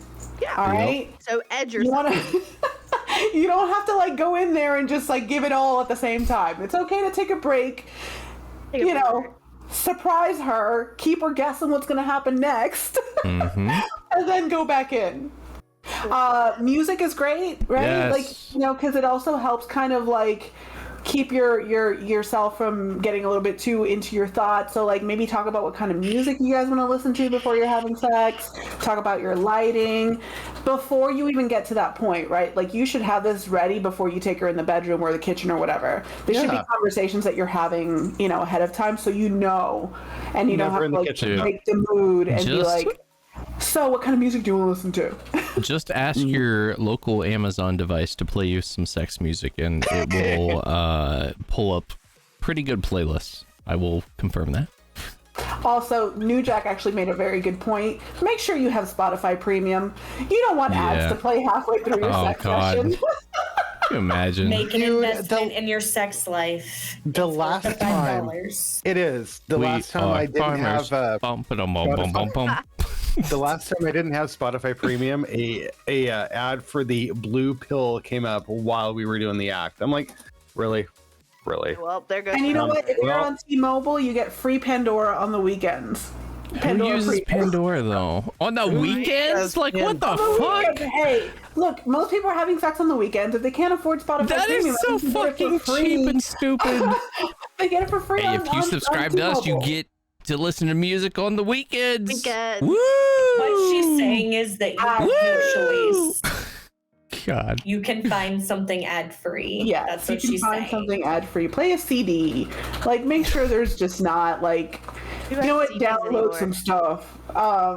Just no ads. It completely ruins the mood. I have cassette tapes. Fuck, I have 8-track tapes. Damn, it hurts. What if we have tips for other guys? I mean, you can. That was next. Yeah. That was next. Yeah, that's next. Well, I thought we were doing tips for women. No. Tips from women. Tips from women. Okay. So when now it flipped was what I was. Now tips from guys. 2 guys or 2 women? It can be anybody. Preferably to women, but you can toss in a couple guy ones as well. Oh, I mean, can we do another one later where we give tips to our same gender? Yeah, that's you can what do I was that originally too. asking. All right. What do we got? Fucking bathe. Wash your goddamn self. Well, yeah. I mean, wash your balls. So no. Wash your balls. That shouldn't even be a thing. No, it shouldn't. It shouldn't should have just to be. It should just be, hey, it's a day ending with Y. I need to bathe because I stink. What? That's crazy. You want to stick your balls in somebody's mouth and you don't want to wash them? That's fucking repulsive. You should have your ass beat for that. Like that is That sounds fucked like up. marriage.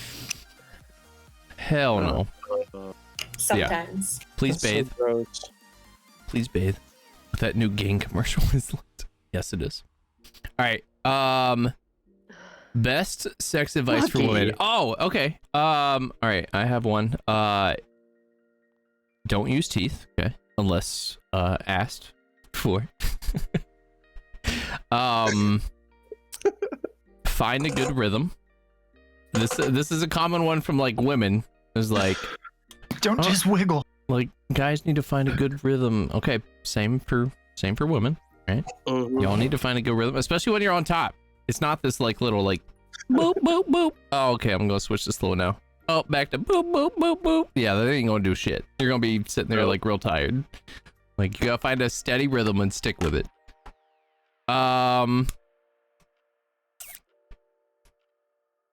The more you enjoy it, the better the other person enjoys it. Even if like it feels good, but it's not like the best thing ever. Even if you over exaggerate a little bit, like it's into dangerous territory of faking orgasms. Don't fake orgasms. I'm not saying that. Right? Don't get that extreme. Don't. So my tip was going to be enthusiasm is everything. Yeah, exactly. So it's not exactly. faking it. It's not just faking like, it. It's just your boldness is way more important than your skill. Yep. So if you Enthusiasm. So think about this. I'm trying to think of a good example here. I don't care if you missed the 300-meter target. What impresses me is you went for it. Shoot for the moon. And you'll land amongst the stars. Or in her hair. So okay. Here's a good way to put it. The more enthusiastic you are in the bedroom with your partner, the less likely that they are going to get stuck in their head about whatever's going on with them, because they're more focused on you being like, oh damn, they really fucking love this. Like, damn, that is hot. They are like all about this. Like, that's all they can think about then. And then they're stuck on like the pleasure that's going on right now. And then they're like done. So yes. Also, have fun. Enthusiasm. Don't make it so serious.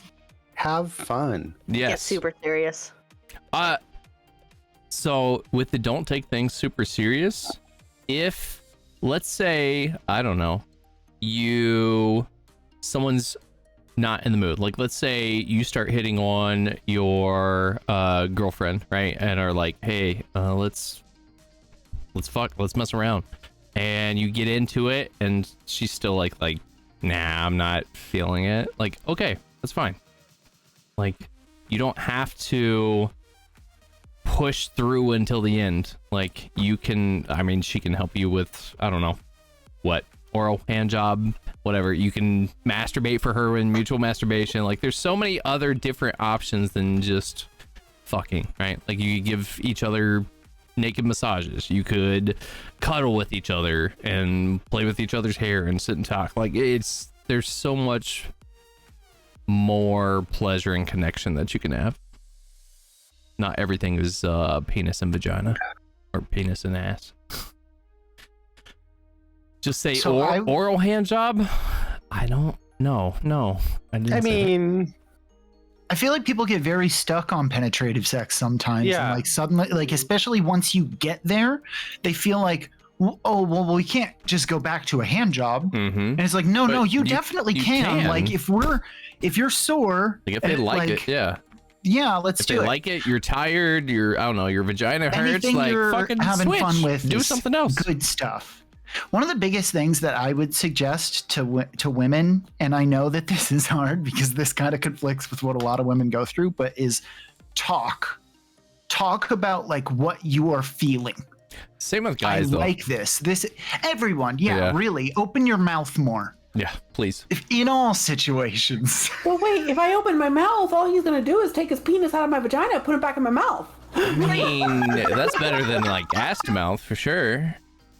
Like, there's so many like things though that tie back to the enthusiasm one. Like, another thing I would immediately want to say is like, no matter how hot you are, you're not hot enough to just lay there. No.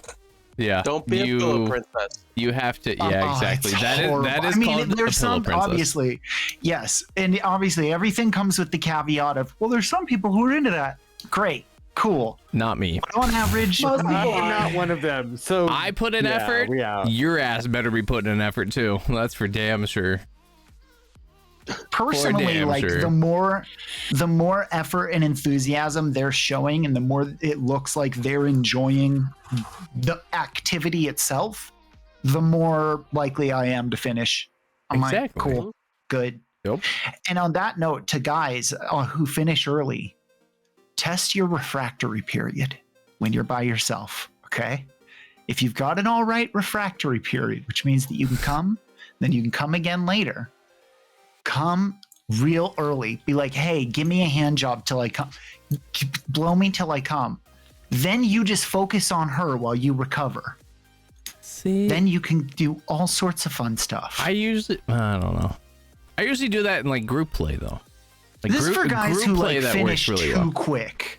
Oh, okay. Yeah, I can see that. Okay. Yeah, finish real quick. Okay. Yeah, I can see that. Pop Finish one real out, quick, and then go back to her, take it focus on her, slow and then until you're work back ready to into go it. again. Yeah. Agreed. What else? Yeah, that's a great tip for group play. I'm gonna remember that. That's good. Tips for women. Oh, here's a good one. Okay. The taint and underneath the balls is fucking super sensitive. Yeah. Just do not press that very, very hard. Super sensitive. So like if you lick there while stroking, like holy shit. Yeah.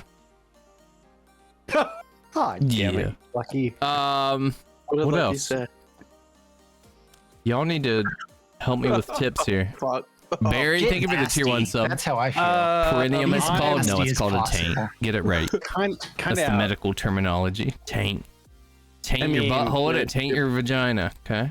Or the gooch. Your perineum. No, I like the gooch. It's got a better ring to it. You know So- I fucking hate that word. Gooch. I hate gooch. I hate taint. Yeah, It's called lick the that perineum. gooch.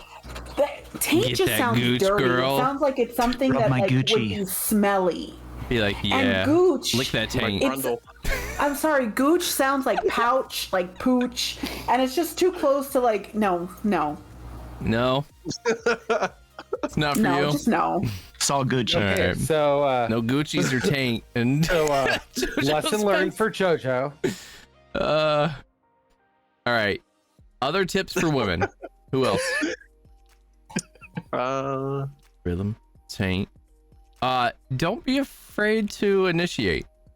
Yeah. But if you initiate, just like guys best do with follow women through. that have to do like foreplay and that kind of shit, don't think you don't have to do fucking foreplay with guys. Like guys are no different. Like if dude isn't in like this right headspace for sex, you're gonna have to put in some work to turn him on, just like he I would had with a you. girl get mad at me. It's no different. Because she We're all jumped human, on me and I wasn't like immediately hard. And she's like, "What's wrong with you?" And I'm like, right? "You've been on top of me for a minute. Yeah. Like what do you think I'm supposed? I was just like hard before you came in the room. Like what? Like, nope. Well, yeah, you should have been hard just by thinking that she was alive. Yes, Duh. Dude. she Damn, exists. you jumped so- on me like a jungle leopard. Come on. Oh man. Come at you like a spider monkey. On crack. Rah. So good at foreplay that I get too tempting and then my face is just full of 5 minutes later. Also, I guess this is one for men. Okay. What is that? If you're gonna like come anywhere like on her, please avoid her eyes. I heard it was good for your vision. It is absolutely 1000% not good for your vision. Stop spreading shenanigans. swear. Hold on a second. If someone's about to come in your face, You're like, what you is should that probably close squiggly your in my eyes. eye? Yeah. It's Like, a oh, I normal remember. human autoimmune response. Something's coming at my eyes. I'm Lucky. gonna close Like, them. close your eyes if you know someone's about to come on your face. Lucky in chat said, open your mouth or it's going in your eye. JoJo. Open your mouth. Open your mouth or it's going in your eyes. Look, if you're already there, you should be doing the squinty look up. You're already Like, there. You're like, okay, go. Like, okay, is it coming now? Is it now? Wait, hold on. Or it could be one of those like long moaners, and they're like, "Oh God, could you hurry the fuck like, come up? on, Jesus fuck. Christ!" You've been moaning like that for like 20 minutes. I've been switching my eyes for like 5 minutes. I can't see. Come on. All right. All right, that's pretty good. Pretty good. What other I tips? have one. What tips you got? Don't put so much emphasis on your penis, dudes. Yes. Creative. It's Yes. just a dick. Bro. Like Your hands and mouth should be just as good. the least creative thing that you could do sexually is just get an erection and put it inside thing. It's so boring. Pestry. Fucking spice it up, you plebs. The most exciting part. What are you talking about? Just kidding. Oh, that's sad. You're sick. Go away. I could get sick just by being with the next screen over to you. Get over it. I mean, Lucky. just that's lucky. Cracking me up. All right. Y'all ready for the next topic? Yes. Anyone else Yeah. want to give advice? Okay. All right. So, Like I said, I haven't had girl sex since Duran Duran was popular. okay. You ready? quiet, This JoJo. is a more in-depth one. This might be up some more people's alley. Okay. 30 female. I would really appreciate some kinky sex advice. Okay. I hope that's okay. JoJo's like, fuck yeah, let's go. Not sure where else to post. Had my first male, female, male threesome 2 weeks ago. My first male, female, so swinging on Sunday. Male, female, male was amazing, and male, female, male, female was definitely fun. But on Monday, I was in quite a bit of pain, looking for perspective. Huh?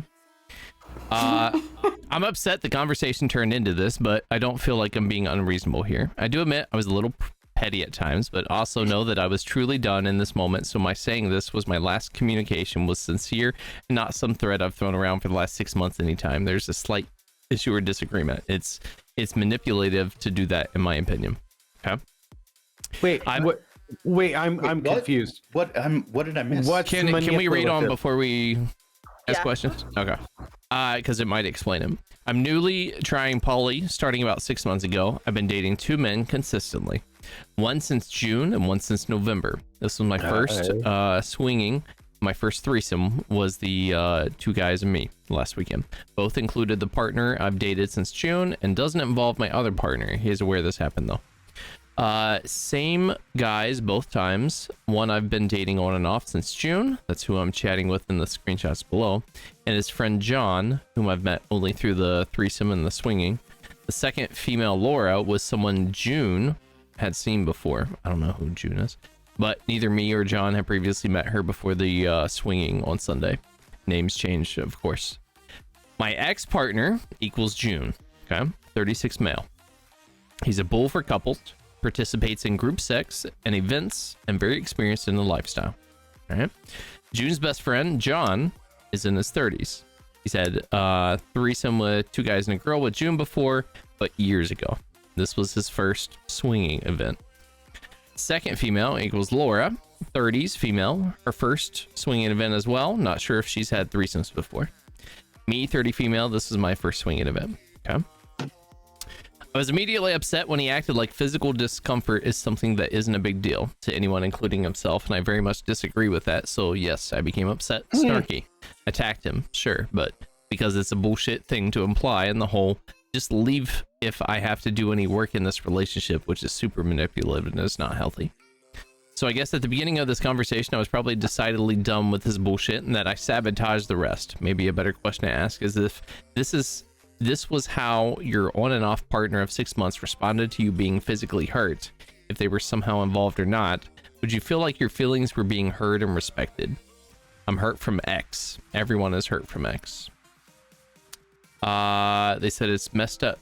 It's messed up to me. I wouldn't want someone treating my friend this way, and I don't deserve to be put down and dismissed. I find it emotionally immature. I feel like he's sabotaging things by being so freaking stubborn. Then again, it's very likely he's doing that and doesn't recognize that he's doing that.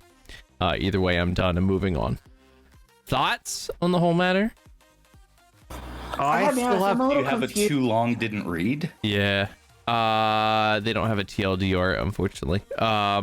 Basically, I don't know. They had a threesome and a swinging event, and apparently their significant other minimized that they were in pain during sex, and they were mad about it. Well, if that's Well, a that's kink-related not good. question, then it just means leave your partner because they're a piece of shit and they don't care about your needs. Yeah, that was. Yeah. Yeah, pretty much.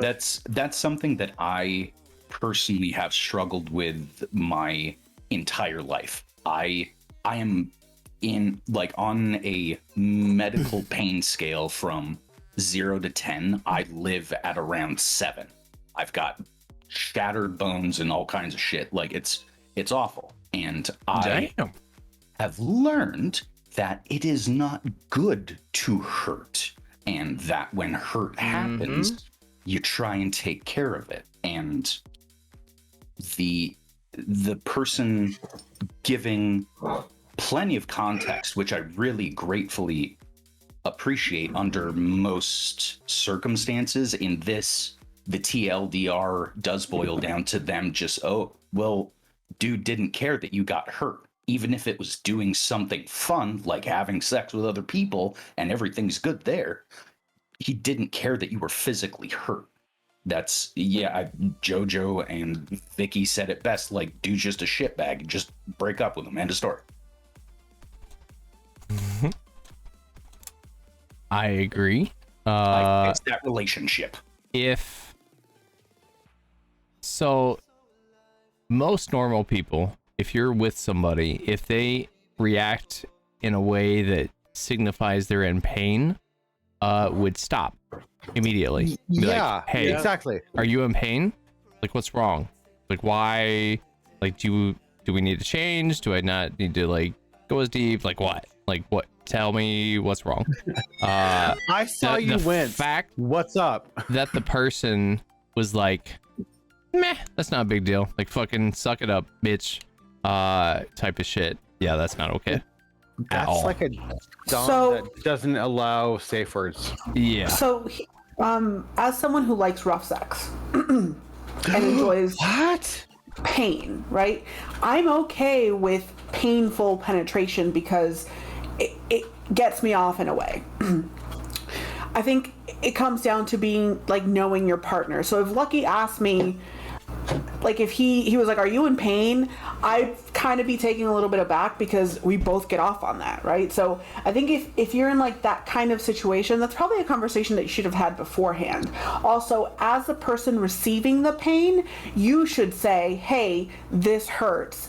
Please dial it back. Like, you need to feel comfortable enough to tell your partner that something is not okay, because you cannot leave that responsibility up to someone else. You need to be able to voice your needs and your comfort when you're having sex, especially in a situation where you're playing with kink, when you're playing with other people. I think it is highly important because, especially in kink, saying no doesn't actually mean no in kink. That's why we have safe words in kink, because no is just part of the play.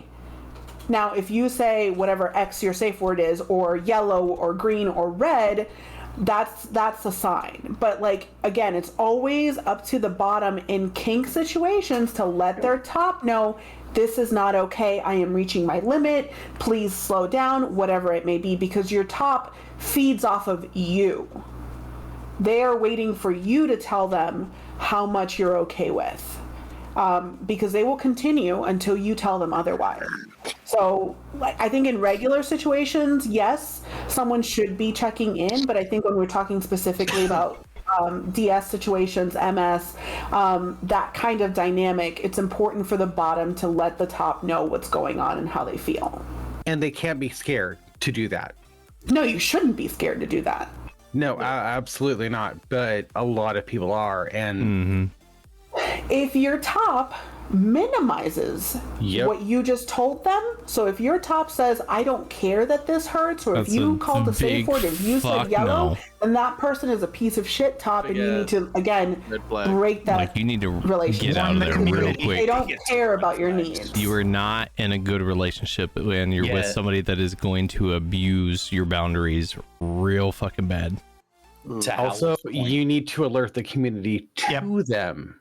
If you can, if you have the strength and capacity, tell as many people as you know them, hey, this person violates like consent, essentially. Violates consent, violates boundaries. Yep, everything. Yep. Agreed. It's like a code of thieves amongst the BDSM community, where we're like, look, the rules work different here, but you need to learn them and obey our different rules because they are more important than the rules you had before. Well, just the fact that you could legitimately get hurt. Yeah. Did this person not like say, I'm hurting? I'm pretty sure they did. Oh yeah, this is just a total piece of shit. I thought it was like the day after or something. Not Hold on, during. let me see. They said they were hurting, and then he might have been like, you look like you were having fun. Yeah, that's just fuck you. That's not awful, but that is that'd be what the kind of industry call a dick move. Yes. I did want to clarify something else. When we're talking about masters and slaves, the dynamics are also very different, right? Masters and slaves, agreements beforehand can mean that it doesn't matter whether a slave says they're not enjoying something, which is also why it's very important for all of these things to be laid out before you go into those kind of dynamics. But in a master-slave situation, it could very well be that, you are in pain, but your master will continue to do what he's doing because that is part of your agreement beforehand. Sure, after the fact, you can go back and revise those agreements, but until that revision is made, your master will continue to carry on as if it's okay. So just because I want to clarify that because it's important for people to understand that master slave and dom sub relationships and dynamics are a little bit different when it comes. You kind of have like floating consent, where it's like you gave me consent for this session to do this, so I have to act like that was the rule. Even if you start acting different, I have to act like whatever we agreed upon, because I can't know different until the scene or the session has ended, and then you go, no, actually I really didn't like that, I just didn't use the safe word. See, that would be weird too. But even at that, if you said that, then it's like, okay, then I won't do that again. Also, you didn't use the safe word. There's always that's the weird part. Always the safe word. Okay. If you do, then it's slaves don't get safe words, and that's another thing. Again, that's why you have to. If you go 24/7, that's a whole worm. That's like a that is a whole ass thing. But we need to clarify those things, right? Because we're giving information. Some slaves don't have safe words. So if you decide to go into this with that, I'm just like speaking broadly now. If you ever decide to do this with someone, make sure your contract has a revision and end point. Yeah. Because if it doesn't, you'll get stuck in this shit forever, where they're like, doesn't matter, contract says so. And you're just like, okay, but I'm not happy in this relationship. Doesn't matter, contract says so. And, then it becomes like a matter of actually leaving a legal precedent of this contract isn't real. But like within the relationship context, you need these check-in dates of, hey, is this still what you want to agree to? And as a slave, by the way, you can still leave. Just FYI. You ready for the actual text messages? Yeah. Oh, there's actual text messages? Actual text messages. All right, let's see it. There's so much raw data. Says, so this is her talking. Just parked. On my way down home, thumbs up. Sends a picture. Says, I think I have some tears. It hurts. He said, I think we were all hurting. Laugh out loud. Said, yeah. Is it stabbing pain for you? They feel almost like paper cuts. I can't tell if they're tears or scratches, but I didn't have anything like this after the MFM threesome. He sends like a shrugging emote, like I don't know. Well, maybe check in with so-and-so because I'm in a lot of pain and she might be too. Sends another picture. This is from when I first got home versus now. It's like scabbing over, so I don't know. Maybe just see if she's feeling okay. Oh my God. He was like, she told me earlier that she was very sore and body aching, hence why I was saying we are all there. She said, great. I love how dismissive you are about it. It's really awesome. Yeah. I don't think those couple of text messages. That. Exactly. I was just like, I'm sorry. I just read the text messages. It just. Yeah, she's instantly jumping to like, I love how you're dismissive. I'm sorry. Did you want me to throw you like a pity party? Did you want me to am not a doctor. Come fucking give you a hug and put a band-aid on it and kiss your boo-boo? Like, what the fuck did you want? This sounds like lack of lubrication, first of all, because they sound like micro tears. Yeah. And micro tears are painful, but also that's kind of on her. Again, like she should have felt, or she should have stopped it, or like said, hey, you know what, maybe next time we should use like lube because I think like I got micro tears. But it just sounds like she's kind of being more attacky from the get-go. She's like, why did I get these? I don't understand why you gave me these. But like, also, okay, you had an I'm sorry, I didn't know I gave those to you. My bad. Well, not just that, but like it's I think it's MFMM, which means that there were 3 penises involved. Honey, no, your vagina's going to be in pain. No, two couples. MFMM. 2 couples. Okay, so but still 2 penises. Yeah. Right. Yeah, 2 dicks can do damage. You have a lot of things going on. Maybe she also got fingered. Maybe there's like so. It's natural for your body to kind of go, hey, this was a lot. Let's maybe slow it down next time. If he had been like, it doesn't sound that serious, that would have been really, really shitty. But he's like, yeah, so-and-so said they're in pain as well. So I am also in pain. So there's more. She says, I love how dismissive you are about it. It's really awesome. Makes me feel great and not used up and spit out at all. I'm awake at 4 a.m. because I'm in pain, but I guess we're all there, huh? Guess I'll shut up. He's like, dismissive? So manipulative. Okay. Well, sorry that you're in pain. I hope you feel better and enjoy the rest of your day. Thanks. Guess we should do something a lot different next time if we're all in pain. So you've made it clear that you were not interested in a repeat. It's noted. She said, that's not what I said, but thanks for putting words in my mouth. I love being spoken for. She just sounds angry. I'm done. She is just... We out. We're I'm done. sorry, but she's in the wrong. She is 100% in the wrong. She sounds extremely manipulative, especially that... She's like, throw me a pity party. What did she say? Like, oh, I get... Like, basically, like, she's like, okay, I guess I'll shut up now. Like, that is such a manipulative, emotional, manipulative tactic to use. I love being spoken for. This seems right up your alley, and the article says, shackled to a chair, ring gagged, and throat fucked. I can't move. I'm just a whore for you to use.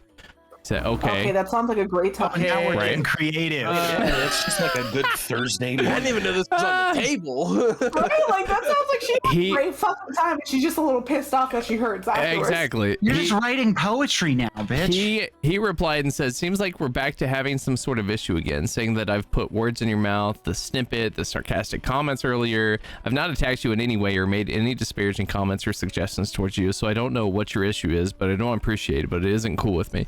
I can tell you, I dated someone like this. That the person after the long relationship that I didn't want to get into a relationship with, that was how these situations were handled. And I was like, nope, fuck that. Nope. Sorry. I am not going to live the rest of my life like that. I would rather fucking kill myself. Nope. I mean, and now to go to the internet about this to elicit the sympathy that she feels like she's not getting from her partner is like, right. Whoa. Well, she's making it seem like he's the bad guy. Well, that's the thing is, I think she's trying to emotionally manipulate this situation to gain the empathy and the sympathy that her partner is not giving her, because there is no empathy or sympathy to give, and she feels that she is entitled to it. And so she's going to gaslight him and try to guilt trip him into giving to it, and she's not getting her way. Yeah. And so since she's not getting her way, she's going to Reddit. Okay, God damn it. What really frustrates me is clearly she did not bring up anything during intercourse. Yeah. During. So she brings it up afterwards, and she's like, why are you not throwing me a pity party? I don't understand why you're not throwing me a pity party. Are you not babying me? Yeah. I'm like, because I hurt too. You're a grown adult. We're all fucking hurting. That was an intense fucking night of sex. Like, what do you think happened? You were there. You're not fucking stupid. Right. That's actually what I was gonna say. Is like his response. So here's something that he was actually like me professional about it.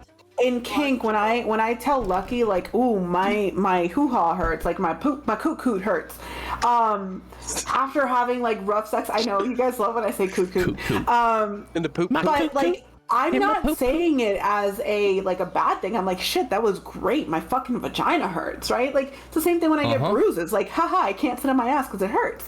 So then, like, saying that to someone and them going, oh yeah, I'm in pain too, like, that should immediately be a, like, okay, like so you are also, yes, you are also in pain. The other person's also in pain because this was intense.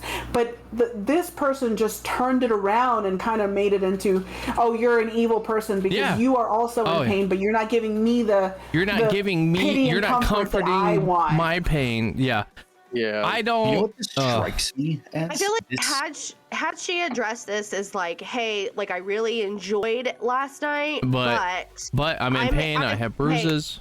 Yeah. You know, I don't think that this is something I want to try again next time because it has made me very uncomfortable the next day. Let's go easier next time, or like let's change it up. Let's do something different. Yeah. But like, I think she would have gotten the sympathy that she was wanting in that instance. But here she like came she was just like, give me sympathy now. She just jumped at him with it. It wasn't even like there was no open dialogue. There was no open communication. It was just straight like, give me this sympathy that I feel I'm entitled to and that I deserve. Oh, you're a fucking shitty person. Right. Yep. Like, no, that's not how that works. This strikes me a lot as a vanilla person trying kink for the first time. Yep. And responding like a vanilla person when they don't get a vanilla response from a kink person. You didn't comfort me and give me cuddles and love and kisses and band-aids and Not even She that. should have mentioned because that during- aftercare, obviously. Yeah, that's what I was just gonna say. Yeah. She should have mentioned that during aftercare. The way that she is talking in her If there was messages, she reminds me of a blowjobs or a special occasion only, mister. Oh yeah, for sure. Yeah. Like, She seems like a pillow princess, to be honest with you. Like, Yep. sorry. That's well, I the bent vibes I over. get. Icelandic, thank you for the there tier more? 1 sub for 26 months too. You're amazing. Yeah. That is just wow. Like I was kind of on her side when I read the Reddit post, right? Because it only shows one side. But once you start seeing the text messages and read through them, you're like, wait a minute. I don't know what because perspective. everyone else is on the same page. where they're Right? Like, then I saw the text messages, and I don't know anymore. I think you might be like. I think and you're like, wrong. She's kind of backpedaling in all the comments as she Yeah. responds to this too. Yeah. Like, there's a whole chain of shit. And she wrote this poor guy like a fucking story. Like, yeah, it sucks that you're in pain now, but did you complain about it in the moment? No? Then shut the fuck up about it. Like, yeah, go put a band-aid on it. Tell me, I don't know, go easier next time because you have a bruise. But like, Well, don't sit there and like be pissy about it and throw a fucking hissy fit because you didn't get sympathy about your fucking bruise about sex. Like, yeah, Jesus. it's fine to complain about it, like, oh god, I hurt, but that was fucking awesome. But no, she's just hurt, and she's vanilla trying in a community, and she no float. Yeah. All right. Let's see. So I've already looked at that one. The different sex advice views. Okay. Oh, this one. All right. Feeling dirty after sex. Advice needed. Okay. If you don't feel dirty, then you didn't do it right. Hate the goddamn I was about man. to say, isn't that the point? Help Get in needed. the shower. How to make my sub feel less dirty after kinkier sex. In theory, I already know what to tell her, and I keep assuring her that it's okay, but she kind of feels alone and like she is doing something wrong. She's not comfortable to have that kind of talk with anyone else yet, so I'm trying to figure out a way to make her more comfy. I know it's not easy to accept being a sub. It's a long process, and I'm not rushing her, but I want to make her feel less dirty and ashamed. She's really not judgmental towards others, but she is her own worst enemy inside. She wants to let go. It's something she craves deep down, but her brain doesn't want her to turn off and guilt trips her after we do stuff. She wants to be completely dominated, wanting me to do stuff as I please. We, of course, already discussed our boundaries, and I would never do anything to hurt her. She wants to talk dirty to let go, to refer to me as mommy and be used to be my pretty girl. I don't know what the dynamic is in this. Okay. We talked. It's two females Is in it? a mommy little. It's like Is it? Okay, MMLG. okay. She wants to talk to her. Let's see. We talked a lot about this. She's slowly processing that it's okay to feel this way. She is someone who is extremely in control outside in the world. She is the ruler of her emotions and thoughts, and this is basically the opposite of who she is. But since she still craves to let go, sometimes stuff like this slides off her mouth and makes her feel dirtier after, like she did the worst thing ever. So if anyone could tell me any advice on how to handle this, either from my perspective and her perspective, I would really appreciate it. So I just want to read what Lucky said, because that's a Dom perspective or a top perspective, and I think it's actually really good. He said, tell her how proud you are of her and how well she did. Let her know that her actions were exactly what you wanted and she made you very happy. That's good advice, Lucky. I like that. As a sub, I think, especially with dirty talk, because even me, like, sometimes I struggle with it. I think it's important to remember that the things that we like in bed don't determine who we are as people. Yes. We 100%. we can want to be completely degraded in a sexual manner and still want to be respected Dude. outside of the bedroom. The amount. Go ahead. So I think she needs to remind herself that wanting to be treated the worst in bed does not mean that that's how she wants to be treated overall. Nope. And that she is still entitled to being respected outside of that situation, and even in that situation. It's play, right? So it doesn't mean that you aren't respected. It means that you are letting yourself go in that situation. And that is actually a very powerful thing, to be able to put yourself in that position. Mm-hmm. The amount of, actually, this is a surprising statistic, right? Because you hear this a lot from right-wingers, Republicans and conservatives and stuff, that they'll use the term like cuck and all that kind of stuff to insult each other. They are literally the biggest fucking consumers and practicers of cuckolding. Absolutely. Literally. Yeah. They are literally the biggest consumers and like participants of cuckolding, because a lot of like the macho, dominant, controlling leader men that like to put on that fucking persona all day. Well, guess what? In the bedroom, they like to be submissive. They like to be dominated. So they like to completely flip-flop that role and be dominated in the bedroom. And there's a lot of powerful men that are into that shit. I think most studies show that like your kinks are generally, and this is not for everyone, but for most people, a validation of your like personal fears. Yeah. Like you're like, no one's gonna love me. So when someone finally goes, no one's gonna love you, you feel the relief of that thing you felt like, for so long and told yourself. It's like finally someone else acknowledges what I've felt this whole time about myself. And then when you come out of that session, obviously these are not things you like about yourself necessarily. So you want to leave that behind. You don't want to. You're like, I'm trying to be a different person than that. That's just fun. Yep.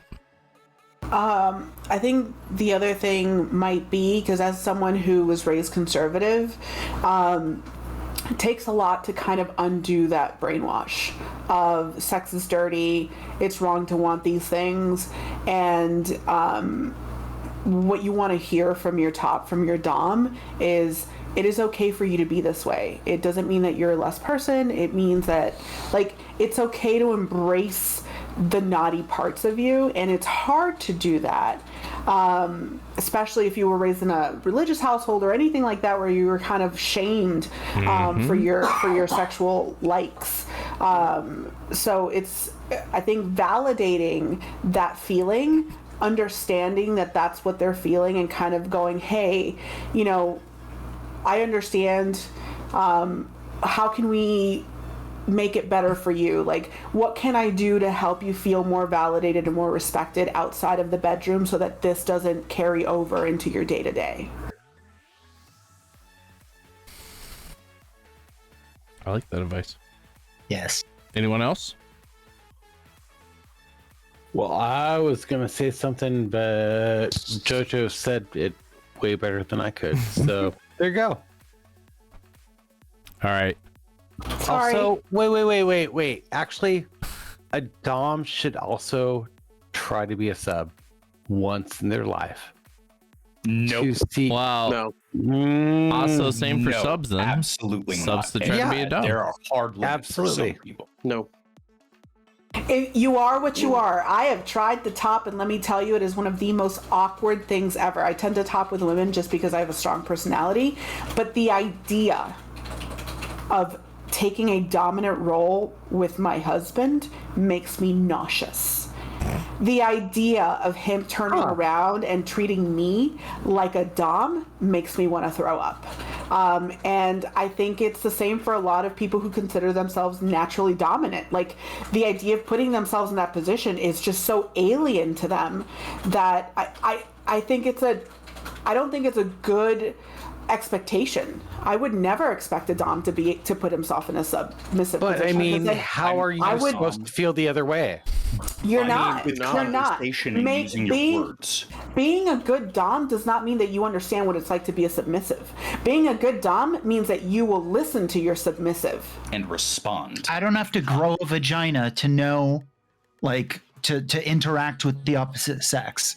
So I can continue to have a penis and be just fine. It's like I don't have to be a sub in order to be a dom. I was gonna have to cut my off. Jesus So, and hurts because you were the 40% of my person. doming is because I like it. The other 60% is working through trauma. There's no fucking way that I would ever be a sub. Here's my personal opinion, right? Okay, that's fine. If we don't want like subs acting like doms acting like subs just to try it out, that's fine. Okay, but if you are engaging in anal or whatever kind of play, I feel like you should at least test it out yourself to be like, no, I'm sorry. I feel like you should, especially if you're like, this is what I'm doing to you. Spanking someone, smacking someone. I don't know, bruising someone if they enjoy it, if they like, I don't know, if they like anal, okay, maybe at least understand what the feeling is like and that you should probably take it slow and warm them up and blah blah blah. Yeah, you don't need to experience it to figure that out, right? But for a good chunk of people, they do need to experience it. How many times have you come across like conservative nut jobs that they don't give a fuck about like abortion and all kinds of shit, but until they need it and want to experience it, then they're all for it. Like once they actually like experience it for themselves, then they're like, oh yeah, now I understand what all the fucking liberals were talking about. Like, no shit, you fucking idiot. For sale, I get what you're saying. Definitely different topics, though. Yeah, that's what I was gonna say. I get what you're saying, but like, I don't think that me pegging my partner is going to, like, knowing that my partner does not like anything up their butt, right? Yeah. Why would I want to subject them to that? Why should they? I'm not saying I'm not saying you as the partner should subject them to that, but they should at least play with a toy, do something to learn more about it. You know what I mean? I'm saying, like, overall, if you know that you don't want something up your butt, why would you do it? That's like me telling what my the other husband, person that you're fucking nonstop probably is feeling. But that's why we have boundaries.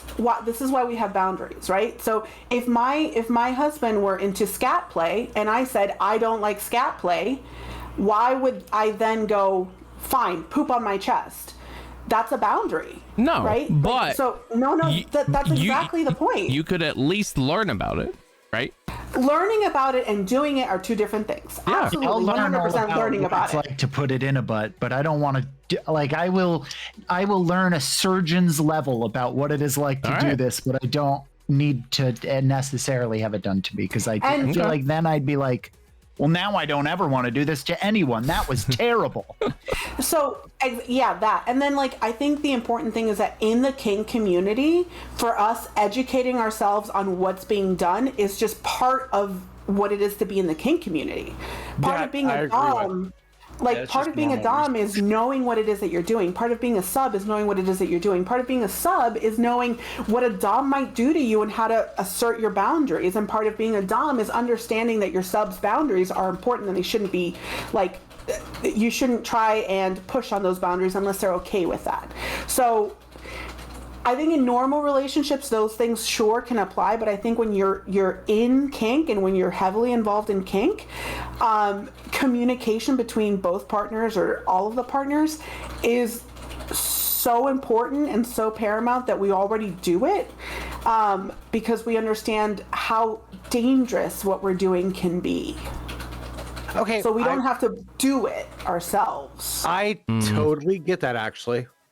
That makes super sense. I mean, didn't you have an opinion about like BDSM, that like you couldn't have an opinion on BDSM until you truly understood it and experienced it, blah blah blah? Yes, you absolutely. I can fucking rewind the shit on YouTube and show it to you. You're full of shit. I have never said that you cannot have an opinion on something until you've experienced it. In fact, I've always been against the idea of saying that a dom can only be a dom once he's been a sub, because I find it ridiculous. I really, like, you can go back back and you'll probably find me saying I don't think a dom should be a sub in order to be a dom. But you have said unless you have experienced BDSM that you have no real place or opinion on the subject. No, I think that unless you BDSM is not the same thing as experiencing the flip side of a dominant / submissive power relationship. Also, I think they are right. I mean, I think that saying, you know what, people that are kinky are mentally ill is an opinion that is incorrect. And therefore, yeah, I do think that someone having an opinion on something that they don't really understand or know about is wrong. But that doesn't mean that they should just throw themselves into kink. I think they should learn about it before developing that opinion about something that they don't know. Mm-hmm. But I don't mean, you know what, you can't have an opinion on being a sub if you've never been a sub. No, you can't have an opinion on being a sub if you don't understand what a sub is. So an example I kind of thought of is like with dirty talk, right? I might tell a sub, you know, you're pathetic and worthless.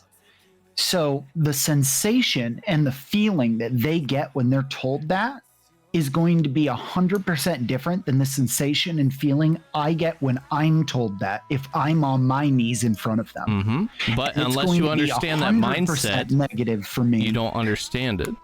It's not the same mindset. It literally is 100% different mindset. For me, I was just in a situation that was fucking terrible and I hated it. For them, they're like, that was great. It turned me on.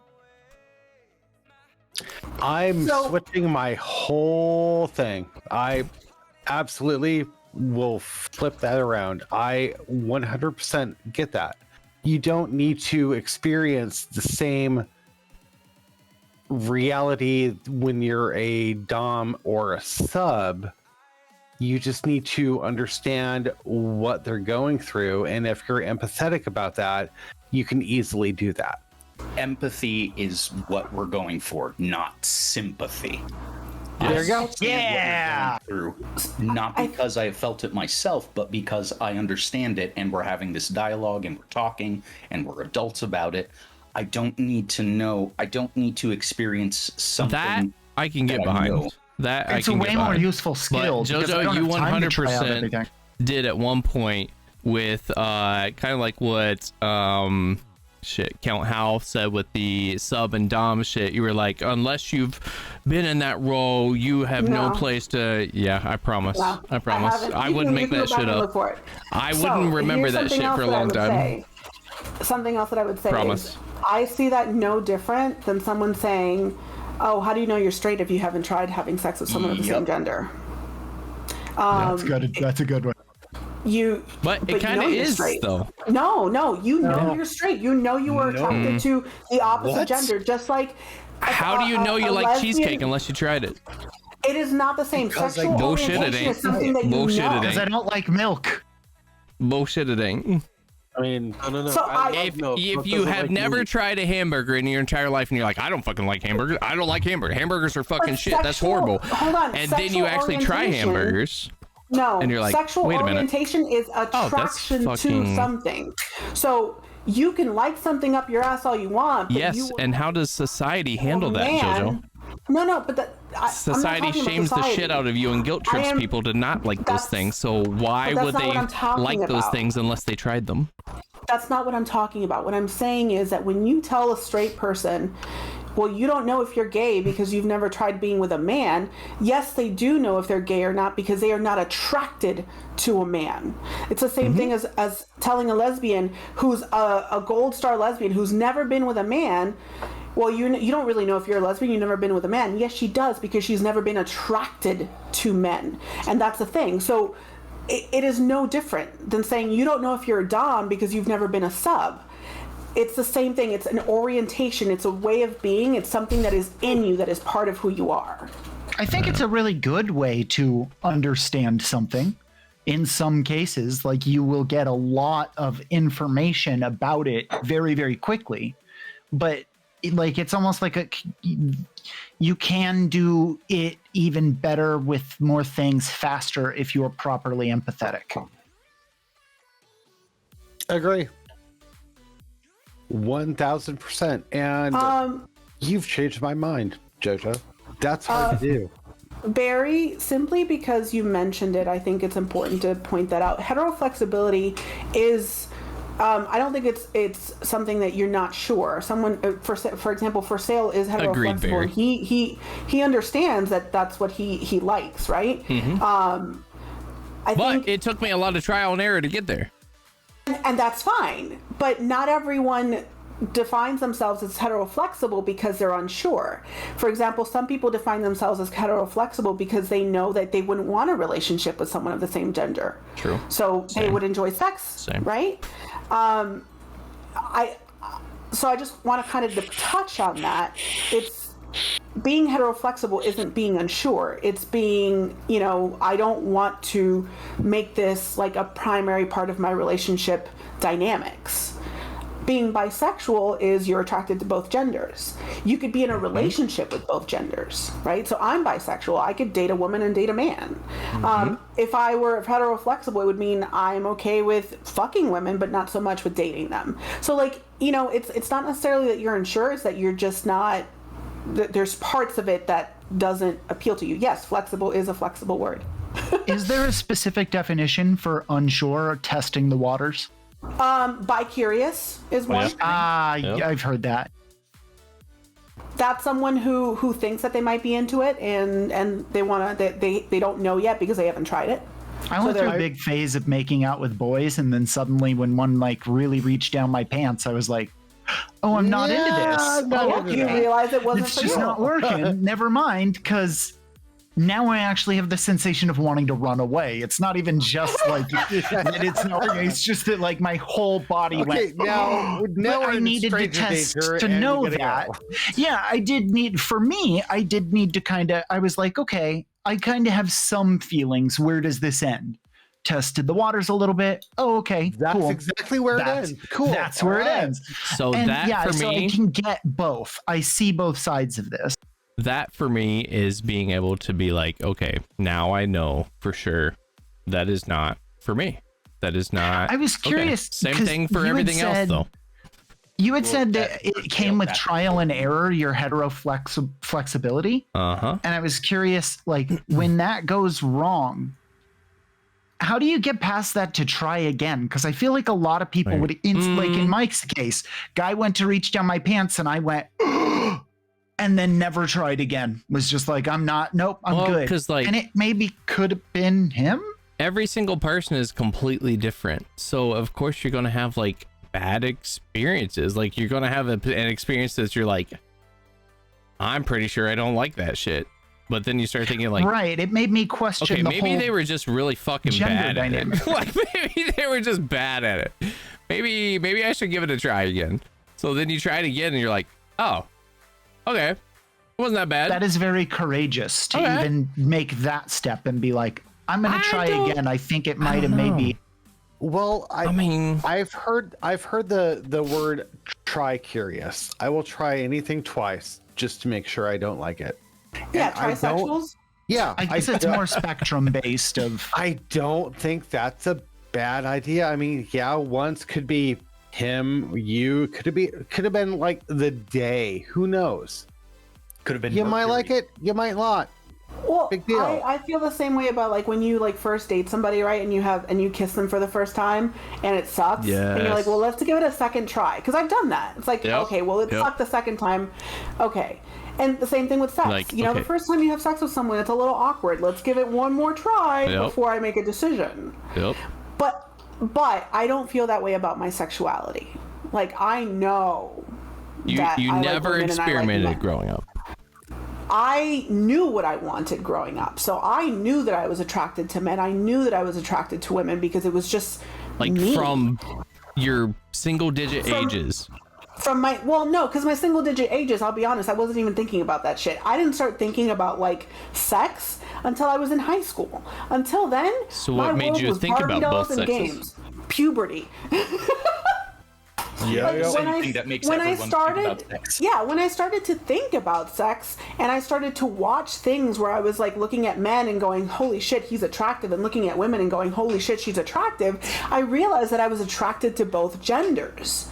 And then when I tried it, I realized, okay, definitely attracted to both genders, but I always knew that I was attracted to them.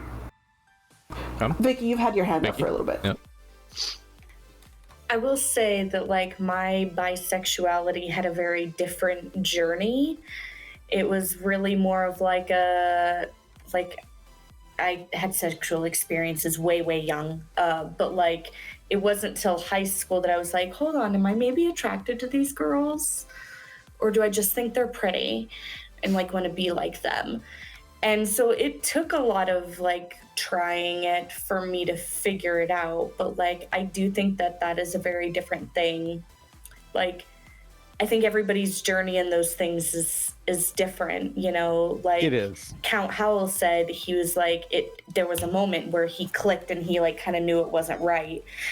But there isn't always that moment for everybody, so it does, I think, take some time to like kind of try it out, because it was at least half a dozen girls before I was like, yeah, I definitely like girls. You know, it took some like trying it out first before I was like, yes, I definitely like girls. I had a friend who is straight. I have a friend who's straight, and he was like, he tried to be with men to figure out whether he was straight or if he had, you know, if he was bi.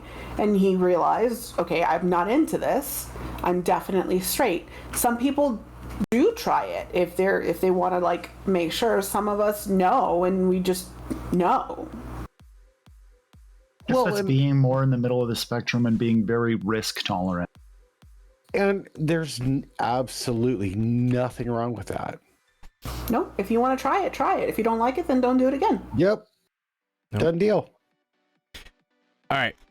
We ready for outros? Boogs? Yeah. Let's I hear am it. Boogs Official. Yes. AKA Boogie Woogie. Boogie Woogie. What up, Boogie Woogie? Don't stream right now, but I'm planning on starting up again soon. Hell yeah. Probably not playing Dark Souls anymore, because fuck that game. Thank God. That's it. Thanks for having me on the show again. Thanks for being on again, dude. Appreciate you jumping on. CE. Yep. Thank you so much for having me. This has been an absolutely lovely evening, and Hell yeah. every single one of you are wonderful panelists, and chat is chat, and always nice to have you. Awesome. Yeah, I don't have anything to plug. Go to howls.cc. Spend money so I don't have to. How? Thanks for being on CE. Appreciate you. Welcome on. Go to howls.cc. Hey, have you guys heard of this really cool game called Raid Shadow Legends? What? No. I am really thankful to have been on, that you guys brought me back on. I really appreciate it. If you like hearing my garbage, I'm going to plug my TikTok, Count Howell Official. Go follow me there. Please do. I don't mind if I do. For those that don't know, Wednesday through Friday is when I stream on Twitch. I'm looking at moving it to Tuesday to Thursday though, so keep an eye out for those changes. Outside of Twitch, you can find me on TikTok, Twitter, Instagram, all that good stuff, Discord, !point socials to pull up all my stuff. But yeah, I appreciate you all popping in, tuning in, commenting, sharing your advice and knowledge and stories on the topics that we talked about. We do this every Thursday, different topics, different everything. Hertz? Hey, I'm HertzLot9. I sometimes stream art, or I don't, and then just do it quietly. But I'm usually here on the Discord. If you need to talk to me, if you need to talk about anything, it doesn't matter. Oh, we're all human. Whatever. Also, I have now followed Count Howell. Ha ha. Nice. Thank you for jumping on. Trank. I'm Tranquility. I stream on Twitch usually on Sundays and Wednesdays. You can find me on all the social medias like TikTok and all that under the same name. I don't remember. That's it. Thanks. That's all right. Appreciate you having you on. Vicky. Hi, thanks for having me on again. I'm Vicky Doll, VickyDoll90 on Instagram, TikTok, and Twitter.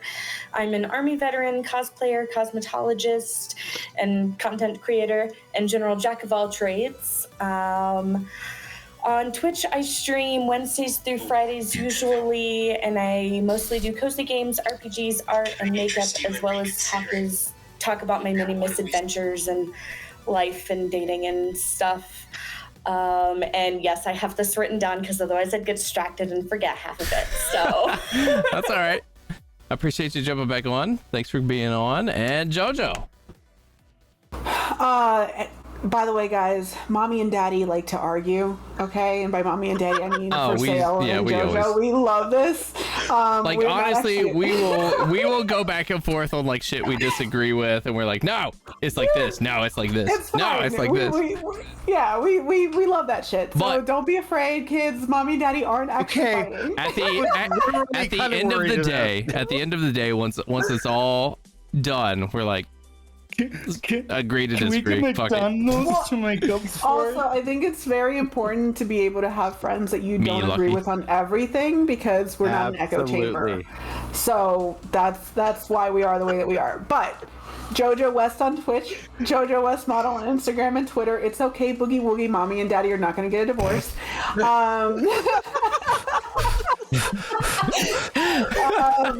Deep breath. Deep breath. I might start streaming at some point once I get my life fucking in order. And I'll be streaming art because I got a bunch of canvases that I'm going to paint, as well as maybe start doing some iRacing again and playing some scary games. Hell yeah. Kind of Just so that everybody is clear, because Lucky wants to know too, which one's mommy? Me.